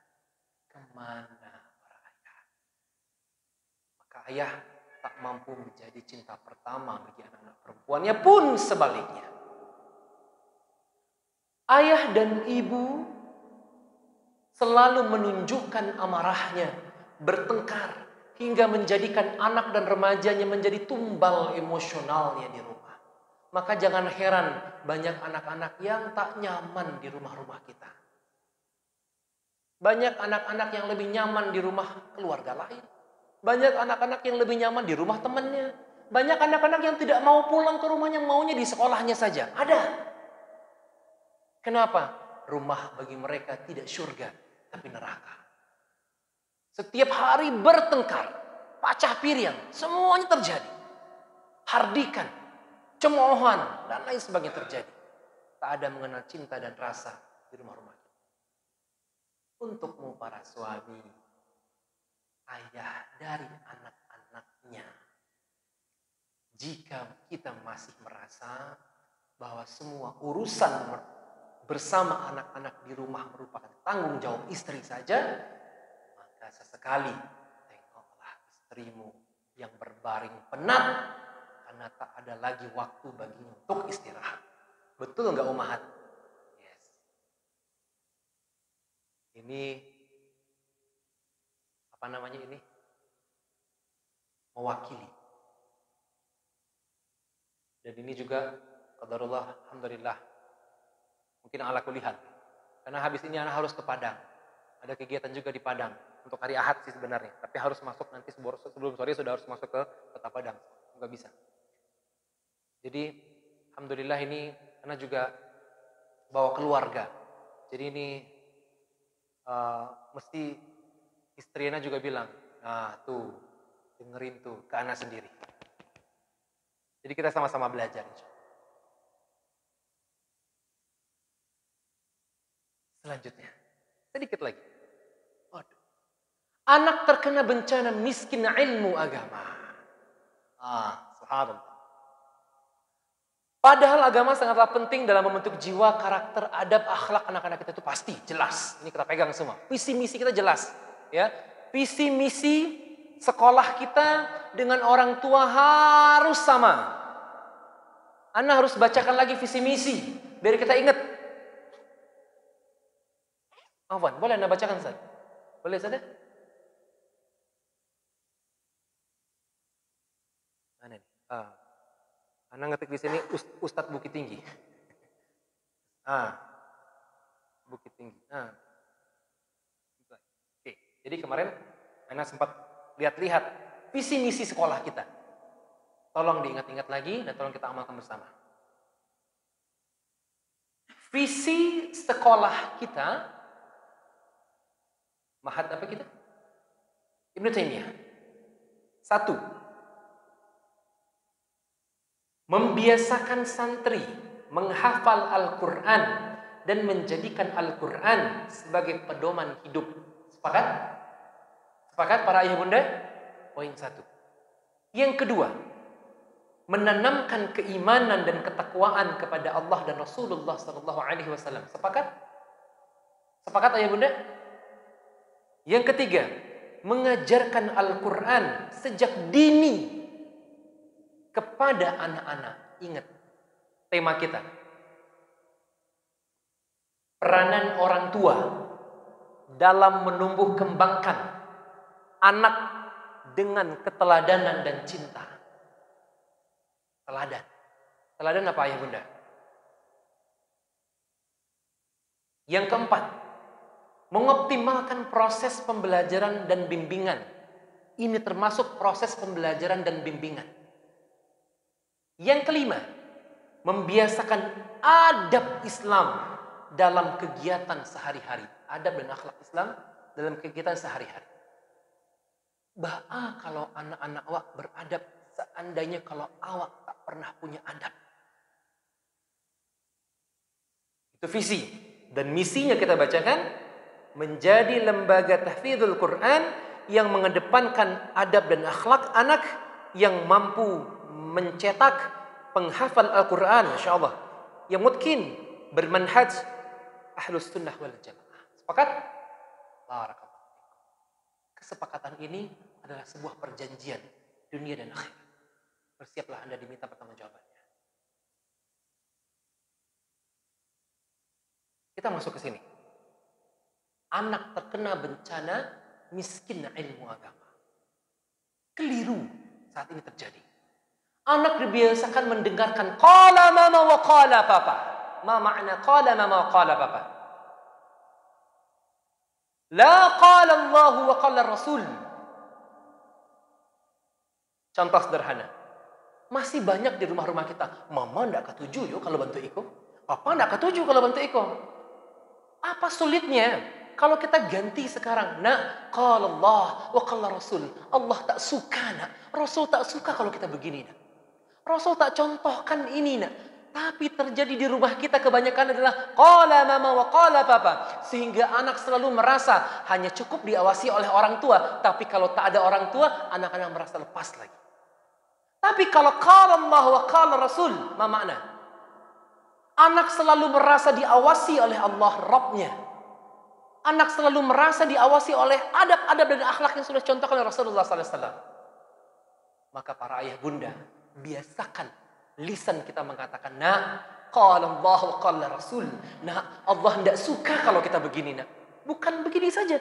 Nak, mama tidak ketujuh kalau bantu ikut. Papa tidak ketujuh. Lah, kalau tidak ada mama, tidak ada papa saat itu, anak melakukan itu. Kenapa? Anak tak merasa diawasi oleh Rabbnya. Maka yuk kita mengubahnya dengan qala Allah wa qala Rasul. Nah, kata Allah begini. Allah melarang. Allah menyukai.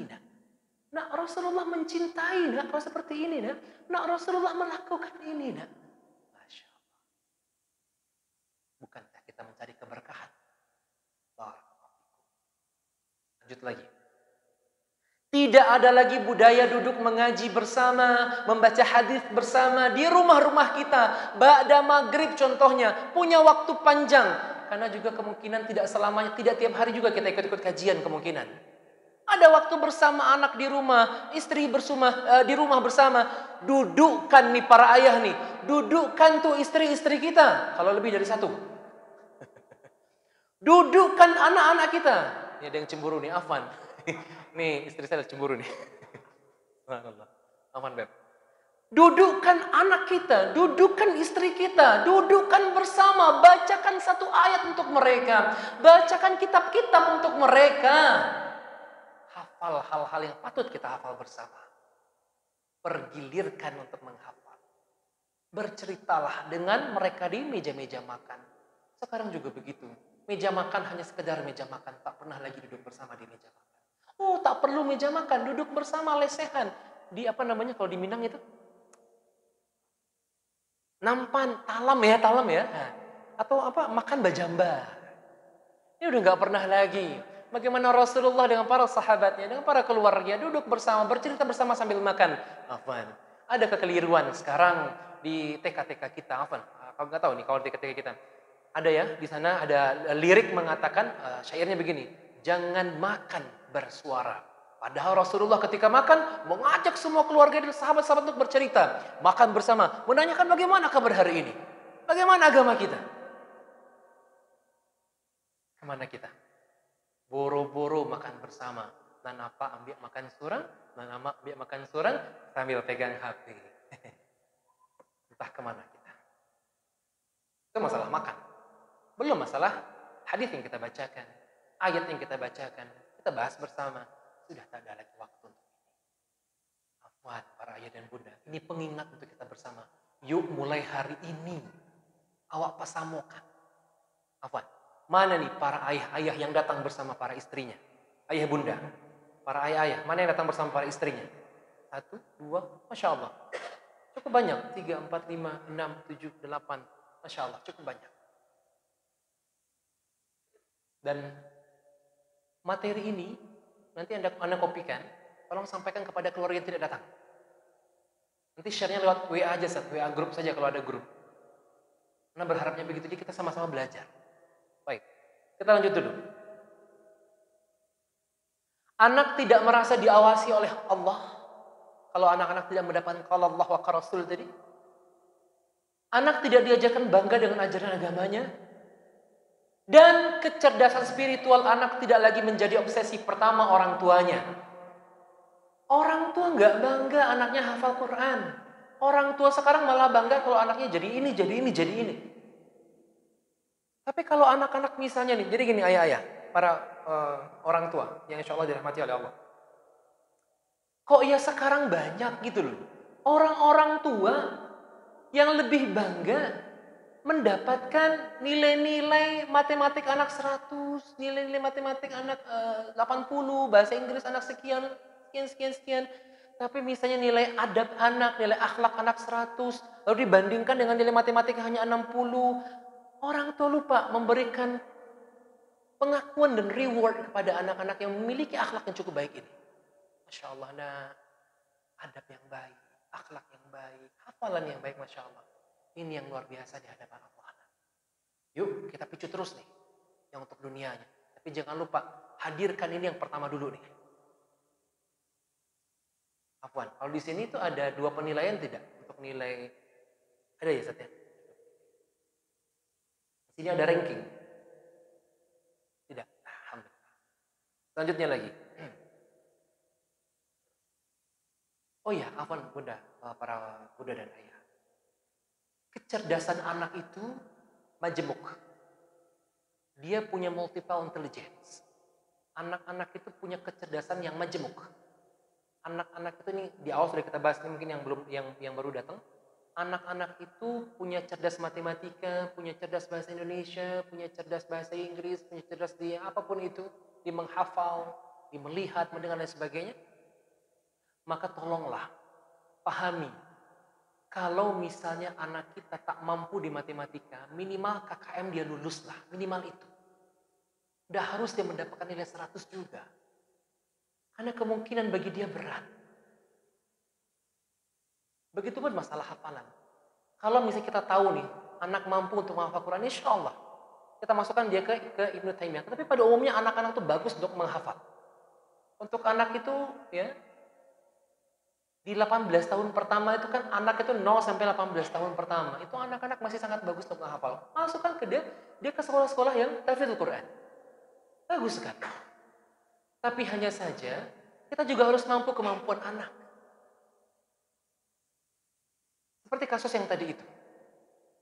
Akhirnya dia bunuh diri, anak 12 tahun. Dengan menegak obat nyamuk. Maka hal ini juga patut kita pahami. Anak tidak diajarkan, oke?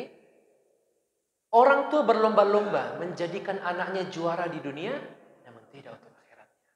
Orang tua lupa memuji. Ketika anak tangan kanan minum, Masya Allah, anak saleh ayah. Puji. Kok iya ketika anak dapat nilai matematik 100, Anda puji. Ketika anak-anak minum dengan tangan kanan, lalu dia duduk, lalu dia baca bismillah, lalu dia keluar rumah membaca dan sebagainya, baca doa dan sebagainya, tidak Anda puji. Mana orang tua? Mana orang tua? Bukankah tujuan pertama kita akhirat? Pujilah anak-anak awak tuh.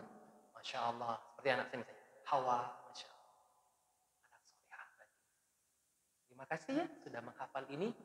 Atau bahkan masih jarang orang-orang tua yang masuk masjid membawa anaknya ke masjid, pegang tangan anaknya sembari membaca dan menahan sebentar langkahnya.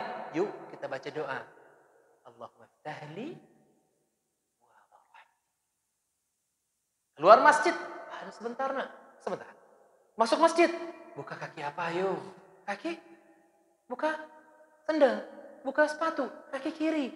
Hargai itu, berikan reward kepada anak-anak. Masya Allah, anak salihah bunda. Hilang saat ini. Hal sederhana, efeknya untuk masa depan di akhirat kita. Bercermin, makan, semuanya ada. Adab-adab yang baik dicerminkan oleh anak-anak kita, berikan pujian di sana. Ingat ayah bunda, memuji anak tak hanya tentang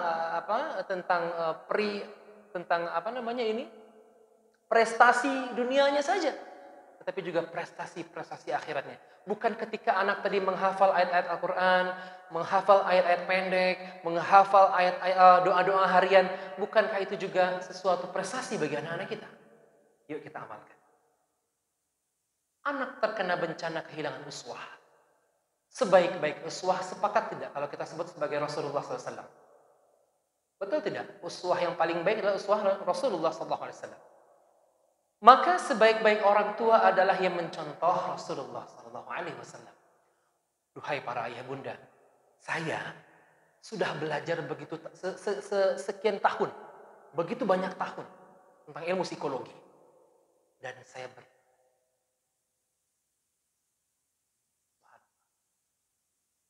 menyadari psikologi yang sesungguhnya itu ada di dalam kita. Saya merinding kalau udah ngomong gitu. Sekian tahun saya belajar tentang ilmu psikologi. Rasanya lebih berilmu Anda untuk mendidik anak kita.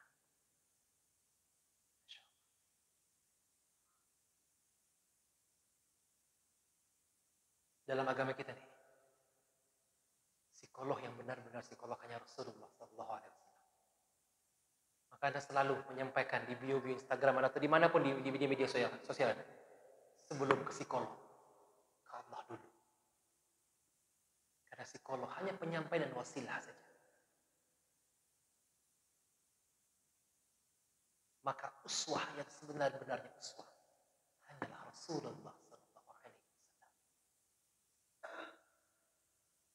Anak harus paham ini.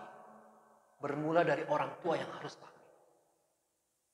Orang tua menyuruh anaknya sholat, sedangkan anak, ayah dan ibundanya setiap azan berkumandang masih saja sibuk duduk di depan pekerjaannya, memainkan HP-nya, nonton televisinya, mengharapkan anak-anak belajar dari sekolah, mengerti tentang adab-adab dalam berakhlak, beribadah dan sebagainya. Tapi ternyata orang-orang tua tak pernah mencerminkan ini di rumah-rumah. Orang tua tak mau anak-anaknya merokok, tapi orang-orang tuanya masih merokok. Bahkan sambil merokok. Nah, ayah tidak mau ya, ayah. Kamu merokok itu tidak boleh tuh ya, ya.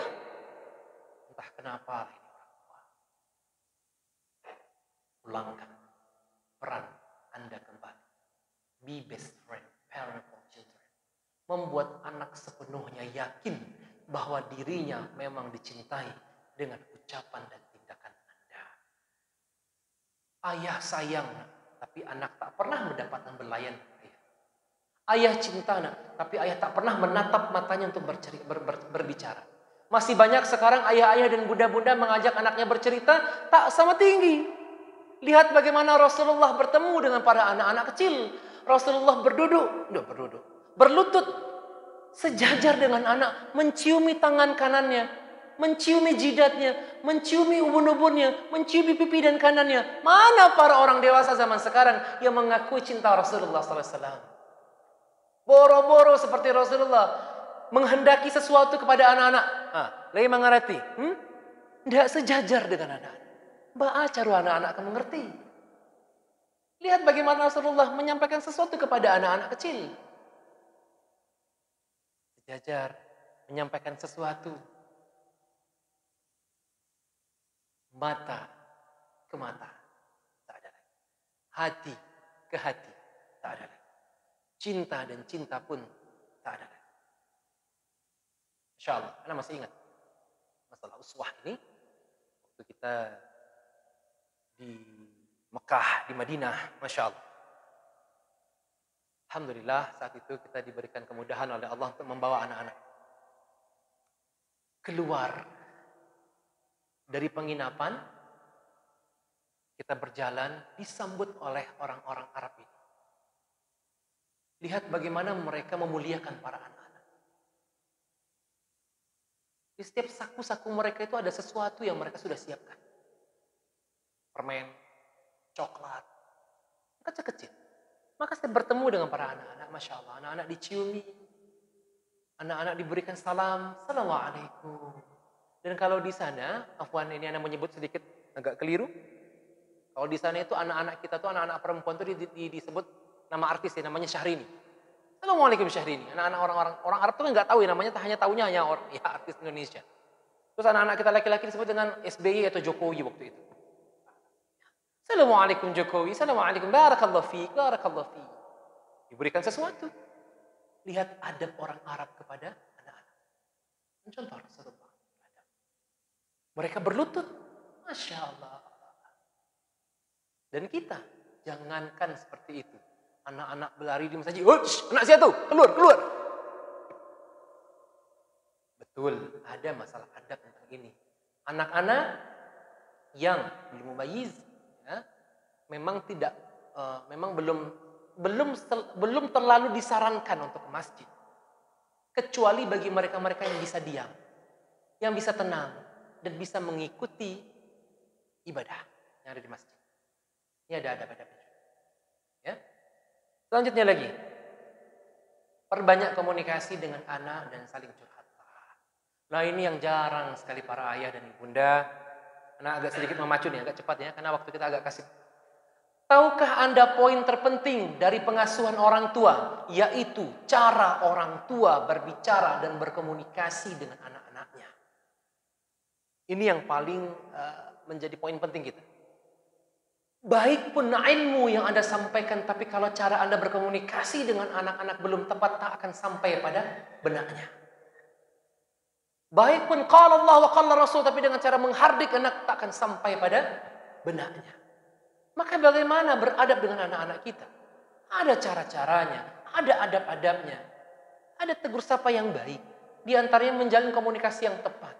Bagaimana kita mendengar bisikan-bisikannya. Bagaimana kita mendengar celotehan-celotehannya. Bagaimana kita mendengar kata-katanya. Tak langsung-langsung menyalahkan. Contoh nih, ketika anak-anak kita mengatakan sesuatu yang kotor-kotor, ada baiknya kita jangan langsung terbawa emosi, karena ada kemungkinan dia tidak paham dengan itu. Nah, apa tadi? Tidak tepat kita ngomong itu. Yuk kita duduk, ambil tangannya, berbicaralah berdua saja, jangan di dekat orang banyak. Ketika dia punya kesalahan, pegang tangannya, masuk ke kamar atau ke tempat-tempat khusus, berceritalah berdua. Jangan langsung menyalahkan. Dengarkan dulu apa yang dia maksud. Problemnya adalah orang tua terkadang ketika mendapati anak-anak main di warnet, lalu orang tuanya tibo sampai pacik sapuji. Marah. Main kojolai. Samuang jawab paang. Kadang itu kata-kata keluar. Ang kau subhanallah. Bapaknya dibawa-bawa, ibunya dibawa-bawa. Ini enggak tepat. Maka kalau anak memang salah, bawa tangannya ke tempat-tempat khusus. Berdiskusilah, karena anak punya egosentris. Anak punya ego, anak punya rasa malu. maka jangan heran kalau anak tak mampu menghargai Anda sebagai orang tuanya. Kalau Anda juga tidak mampu menghargai mereka sebagai anak-anak Anda di depan teman-temannya. Ayah bunda, mendidiklah dengan keteladanan. Kalau masalah saling curhat ini, banyak loh sebenarnya waktu, tempat yang bisa kita diskusikan bersama anak-anak kita. Membuka diri untuk saling berpendapat. Walaupun pada akhirnya memang anak juga tidak bisa kita katakan sebagai seorang yang paling benar untuk menyampaikan sesuatu. Tetapi ketika kata-kata anak ini sudah sesuai dengan Al-Quran dan Sunnah, kita dengarkan, kita taati juga. Tetapi kalau ada hal-hal yang rasanya melenceng, maka diskusikan dengan cara yang baik. Melatih anak untuk menyuarakan apa yang diinginkannya, diskusikan dan tidak langsung disalahkan. Ini penting. Apa fungsinya membuat anak-anak mampu berkomunikasi dengan kita? Fungsinya adalah anak-anak terbiasa untuk memiliki problem solving yang baik. Contoh sederhana. Kalau Anda punya problem, ajaklah anak untuk mendiskusikan problem ini. Jangan problem yang berat. Jangan sampai puluh problem antara Anda dengan istri sampaikan puluh. Nak, mama tu nak yubana pambangi ke papa nak. Jangan, bukan itu. Bukan itu maksudnya. Tapi hal-hal yang sederhana. Contoh, nak, apa ya yang harus kita lakukan kalau misalnya tugas ayah ini banyak? Itu hal sederhana. Untuk apa fungsinya? Melibatkan anak-anak untuk memecahkan sebuah problem solving yang baik. Maka ia bertumbuh dan berkembang menjadi problem solver yang baik. Sehingga kalau orang bertanya kayaknya dapat cara menjawab yang baik. Jalan kince-kinciannya kata orang Minang ya. Betul ya? Jalan kince-kincian. Ini salah satu kalau kita melibatkan anak-anak untuk selalu curhat, berdiskusi dan saling bercerita. Dan juga ini juga membantu kita juga nanti ketika dia remaja, masalah mimpi basah tadi itu, ini sangat penting sekali. Kalaulah anak-anak tak terbiasa ngobrol dengan orang-orang tuanya, cara ayah bertanya tentang mimpi basahnya, agak ribet rasanya. Yang kedua, menjelaskan dengan bahasa halus yang santun. Bahasa halus dan santun. Setiap kejadian dapat dibahas dan didiskusikan dengan kalimat yang santun dan halus. Mendahulukan kesabaran, mengatur napas, dan menggunakan banyak senyuman, smiling face. Kok ya bisa gitu loh. Di luar kita bisa tersenyum dengan indah kepada banyak orang. Kok ya di keluarga kita menunjukkan hal yang tidak nyaman sekali. Berarti ini bohong. Ya, maka para ayah dan bunda, ini satu poin penting juga masalah ini. Ada satu kisah ya yang sangat masyhur nih kita dengar di Saudi, kalau tidak salah, mohon dibenarkan kalau salah. Di Saudi itu ada seorang anak kecil yang hidup dengan keluarganya juga sangat sederhana. Saat itu, Masya Allah, ada tamu yang akan datang. Ada tamu yang akan datang. Saat itu, seorang ibu ini sudah menyiapkan hidangan yang sangat enak. Masya Allah. Lalu entah kenapalah anak ini memang sedikit nakal mungkin ya kata orang tuanya. Diambillah pasir, lalu pasir ini ditaburi di hidangan yang sudah disiapkan oleh ibunya. Kan ibu-ibu lagi. Oleh ibunya. Kira-kira apa respon kita kalau sebagai ibunya saat itu? Apa kira-kira? Luar biasa ya. Sambil menggigit lidah ya. Luar biasa. Yang lain? Respon kita biasanya seperti apa, ayah bunda? Marah. Nggak tahu kok susah balik kok payah. Tamu ketimu, yubana akunya. Kan gitu ya. Keluar kata-kata yang enggak. Tapi Masya Allah. Ibu ini mungkin diberikan kekuatan oleh Allah. Ya Allah melembutkan hati dan jiwanya. Apa yang dilakukan oleh ibu ini? Mungkin ya dengan kata-kata kami lah, dengan kata-kata kita. Masya Allah mungkin begitu. Duhai anakku, menjadi imam Masjidil Haram lah engkau nanti. Maka ia menyampaikannya dalam bentuk doa. Apa yang terjadi? Akhirnya. Alhamdulillah. Kulihal mungkin juga. Kulihal. Anak tadi bertumbuh berkembang menjadi seorang syekh. Menjadi seorang yang cukup baik. Bacaan Al-Qurannya mungkin sangat baik. Di di Mekah saat ini. Siapa itu? Syekh Sudais.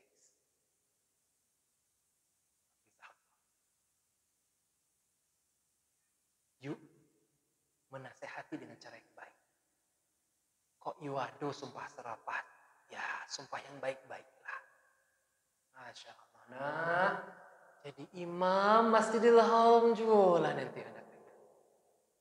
Jadi seperti inilah engkau nantinya. Tahan amarah. Datang. Walakal jannah. Menjelaskan dengan bahasa yang halus dan santun. Aturan dalam keluarga harus ditegakkan dan semua anggota keluarga harus konsisten. Ini udah kita bahas tadi. Yo kata mama, yo kata papa. Yo kata mama papa, yo kata nenek dan kakek yang ada di sana.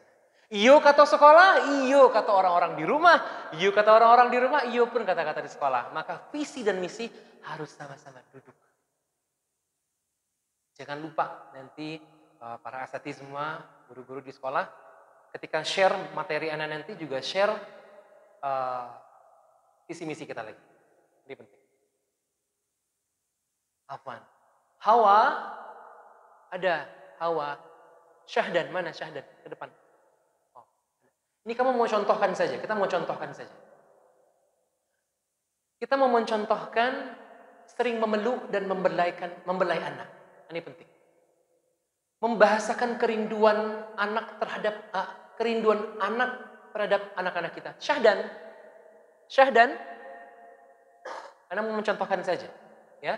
Ada titik-titik acupressure, titik-titik di mana kita mampu menumbuhkan kelekatan dan kedekatan anak-anak kita dengan kita, dan juga attachment dan bonding kita, sehingga nanti titik sini. Dalam ilmu psikologi tadi juga sudah dibahas, ya, bahwa ini adalah titik-titik yang dinamakan dengan titik acupressure, titik-titik meridian, yang ternyata dengan titik-titik ini anak-anak sangat dekat dan lekat dengan kita, dan semua informasi yang kita sampaikan kepada mereka dengan mudah mereka pahami. Nah, Syahdan, nggak mau, malu kayaknya. Uni Hawa, atau ada tidak satu anak yang mau anak contohkan ke depan? Satu anak? Kalau ayah enggak enak. Enggak enak dipandang. Ada satu anak yang bisa dicontohkan ke depan? Masya Allah. Uni Hawa bisa tidak ya? Uni Hawa. Udah Syahdan? Oh, enggak mau ya? Enggak apa-apa. Anak-anak kita memang tidak mau tampil ke depan. Afwan. Ada satu anak yang bisa kita tampilkan ke depan untuk contoh saja.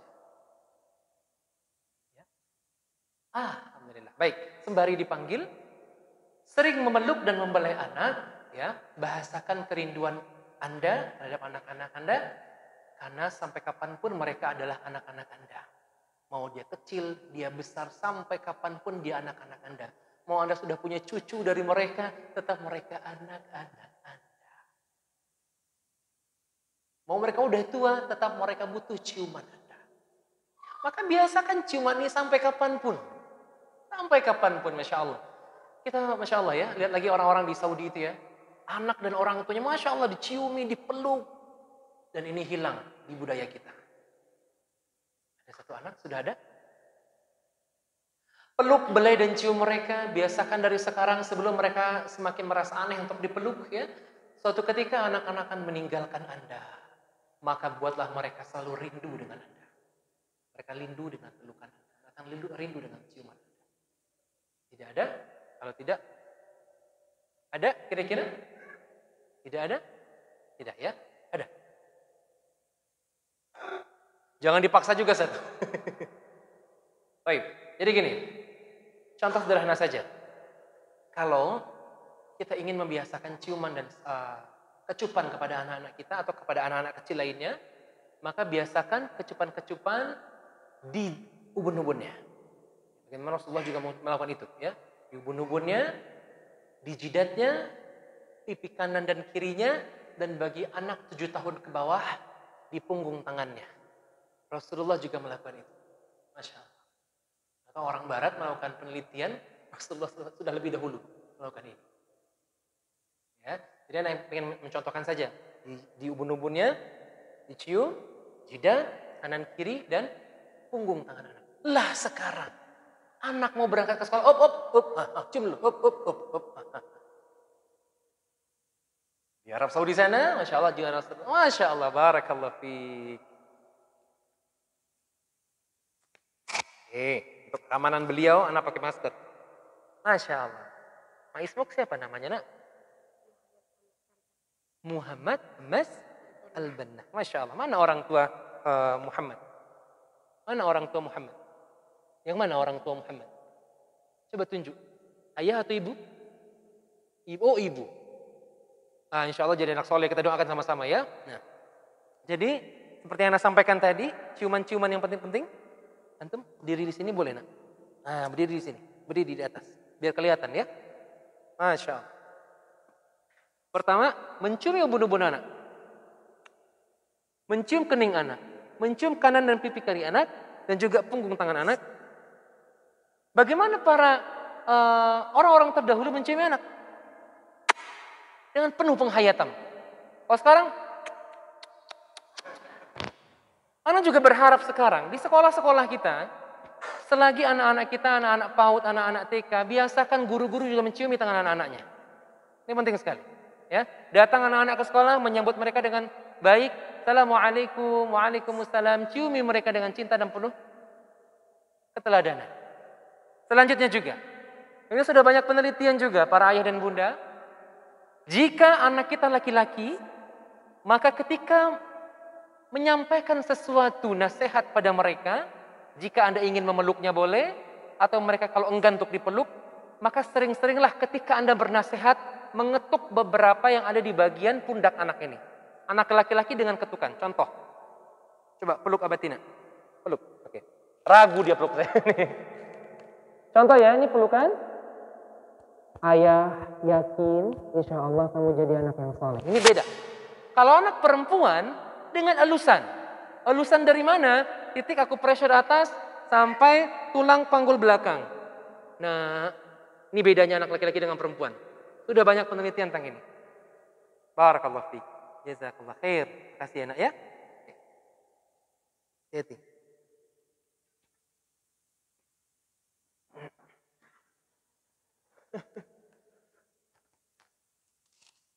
Oke, semoga jadi anak soleh beliau, insyaallah. Selanjutnya juga melatih sensor bahasa perasaan dengan bahasa non-verbal. Nah, mari kita belajar sedikit. Mengurangi kalimat verbal yang cerewet-cerewet nih. Afwan, tidak menyinggung perasaan bunda, tapi sengaja menyinggung. Biasanya nih, kadang terjadi di rumah-rumah kita. Satu pertanyaan anak di pagi hari. Bunda, Umi, mana kaos kaki abang? Bunda langsung jawab 1003. Kan udah Umi bilangin kemarin, makanya taruh di sini. Lihat nih kayak gini jadi, maka juga belum. Totat, semuanya dijawab. Padahal anak hanya tanya satu kaos kaki yang hilang. Maka para ayah, tolonglah ibu-ibu ke pagi-pagi. Karena agak susah rasanya. Ya, luar biasa nih jadi ibu-ibu pagi-pagi. Ya, tapi satu hal juga para ummahat, ini penting nih, ummahat, tolonglah di malam hari supaya pagi hari itu Anda tidak ribet dan tidak cerewet. Malam hari itu mbok ya diajak tuh anak-anak Anda untuk menyiapkan persiapan di besok pagi. Jadi pagi-pagi tuh ndak kaca-kacai lagi, gitu loh. Anda udah persiapkan, nah misalnya namanya Hamzah atau misalnya namanya Muhammad, yuk kita bereskan sepatu mana, baju mana, setrika bersama, lipat bersama, gantung bersama di titik yang ada.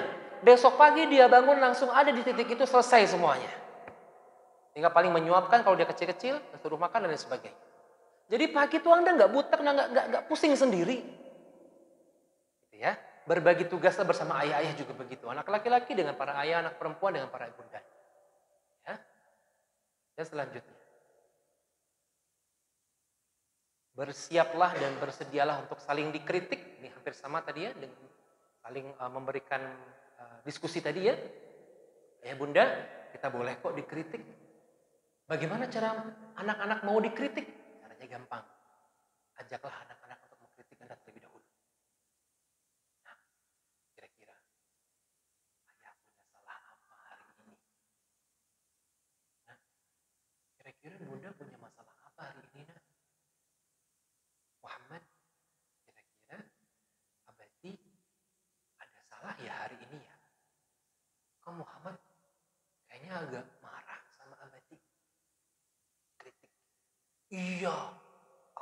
tadi pagi tuh jengkelin, agak marah-marah juga. Makanya Muhammad juga agak marah sama Abati. Lihat bagaimana anak-anak diizinkan untuk mengkritik kita. Kalau seandainya Anda menginginkan Anda mengkritik anak diterima oleh anak, maka biasakan ini.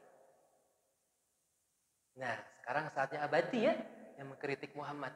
Jadi gini, tadi Abati lihat, Muhammad tadi lari-lari ke sana kemari di masjid. Itu tidak baik. Adab di masjid kita ada.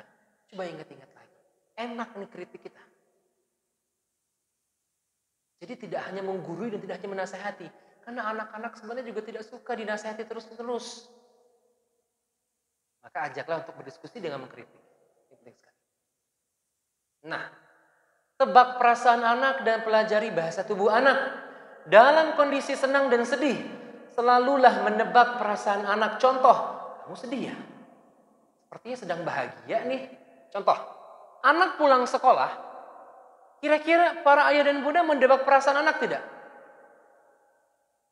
Jarang. Kebanyakan orang tua ketika melihat anak cemberut, Mbak tadi, Pak matematik tadi, itu makunya belajar. Kalau makin kan patang. Menanya sebegitu banyak rentetan pertanyaan. Padahal anak yang ketika pulang sekolah hanya butuh pengertian. Tidak pertanyaan tentang apa pelajaran dan bagaimana hasil-hasilnya tadi. Sederhananya begitu.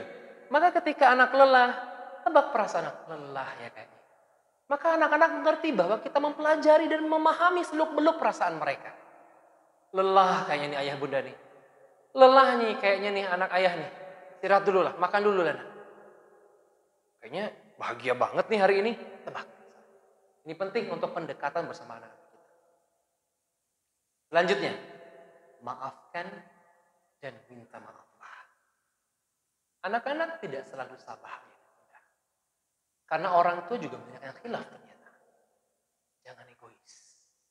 Jangan egois. Bagaimanapun, Anda adalah role model bagi mereka. Contoh bagi mereka. Uswah bagi mereka. Meminta maaf dengan ikhlas tidak akan menjatuhkan harga diri Anda. Bu ya, sebelum tidur, Anda mengantarkan putra dan putri Anda ke kamarnya. Anda elus mereka, Anda ciumi jidat mereka. Nah, terima kasih hari ini sudah menjadi anak yang saleh. Sudah menjadi anak yang saleh. Maafkan ayah kalau hari ini ayah ada salah. Maafkan bunda hari ini ada bunda yang salah. Maka sebelum tidur semua masalah tuntas. Besok pagi bangun fresh. Maafin ayah ya ayah. Lah ini boro-boro minta maaf. Sebelum tidur anak-anak mungui. Alun jelam alai. Aja marari kok. Untuk sekolah. Maka ayah bunda besok sekolah diganti ya. Besok sholat subuh biar nggak telat. Yuk kita tidur sekarang. Awasi mereka di tempat tidur sebentar. Temani sebentar. Berceritalah sebentar. Kalau perlu bacakan sesuatu tentang sirah Nabawiyah sebagainya. Tentang cita-cita yang baik dan sebagainya. Itu bagus sekali. Barakallah. Banyak orang tua yang bersikap sangat dewasa saat berhadapan dengan anak-anaknya. Menjadi sangat kritis dalam menilai tingkah laku anak-anaknya. Padahal bagi anak-anaknya tingkah laku tersebut tidak lebih dari sekedar apa adanya di usia mereka. Orang tua mempersulit sesuatu yang sebenarnya sangat mudah. Menghakimi dan menghukumi dengan alur penyelesaian orang dewasa yang begitu rumit. Jangan-jangan yang salah itu bukan perilaku anak-anaknya, tetapi respon orang tua yang menempatkan anak-anak sebagai orang dewasa. Atau jangan-jangan orang tua semacam ini hadir sebagai orang tua yang membawa pengalaman masa kecilnya. Padahal orang tua hanya perlu melatih menyederhanakan kesempurnaan pikirannya. Cukup dengan menyadari bahwa anak-anak bukanlah orang-orang dewasa yang kecil. Terakhir, anak-anak tetaplah anak-anak. Mereka bukan orang dewasa yang kerdil. Mereka bukanlah miniatur orang dewasa dan mereka bukanlah boneka. Saat ini banyak orang dewasa yang kekanak-kanakan karena masa kanak-kanak mereka telah dirampas oleh orang tuanya. Pulangkanlah hak anak-anak kita, be best friend parent for children, dan satu hal lagi yang paling penting, tunaikanlah hutang-hutang pengasuhan kita. Barakallahu fikum, jazakumullahu khairan katsir. Cukup untuk materi Ana, masih ada beberapa menit lagi untuk kita saling berilmu. Tafadhal. Jika ada tulisan-tulisan atau pertanyaan dari kertas, boleh juga dioper ke depan.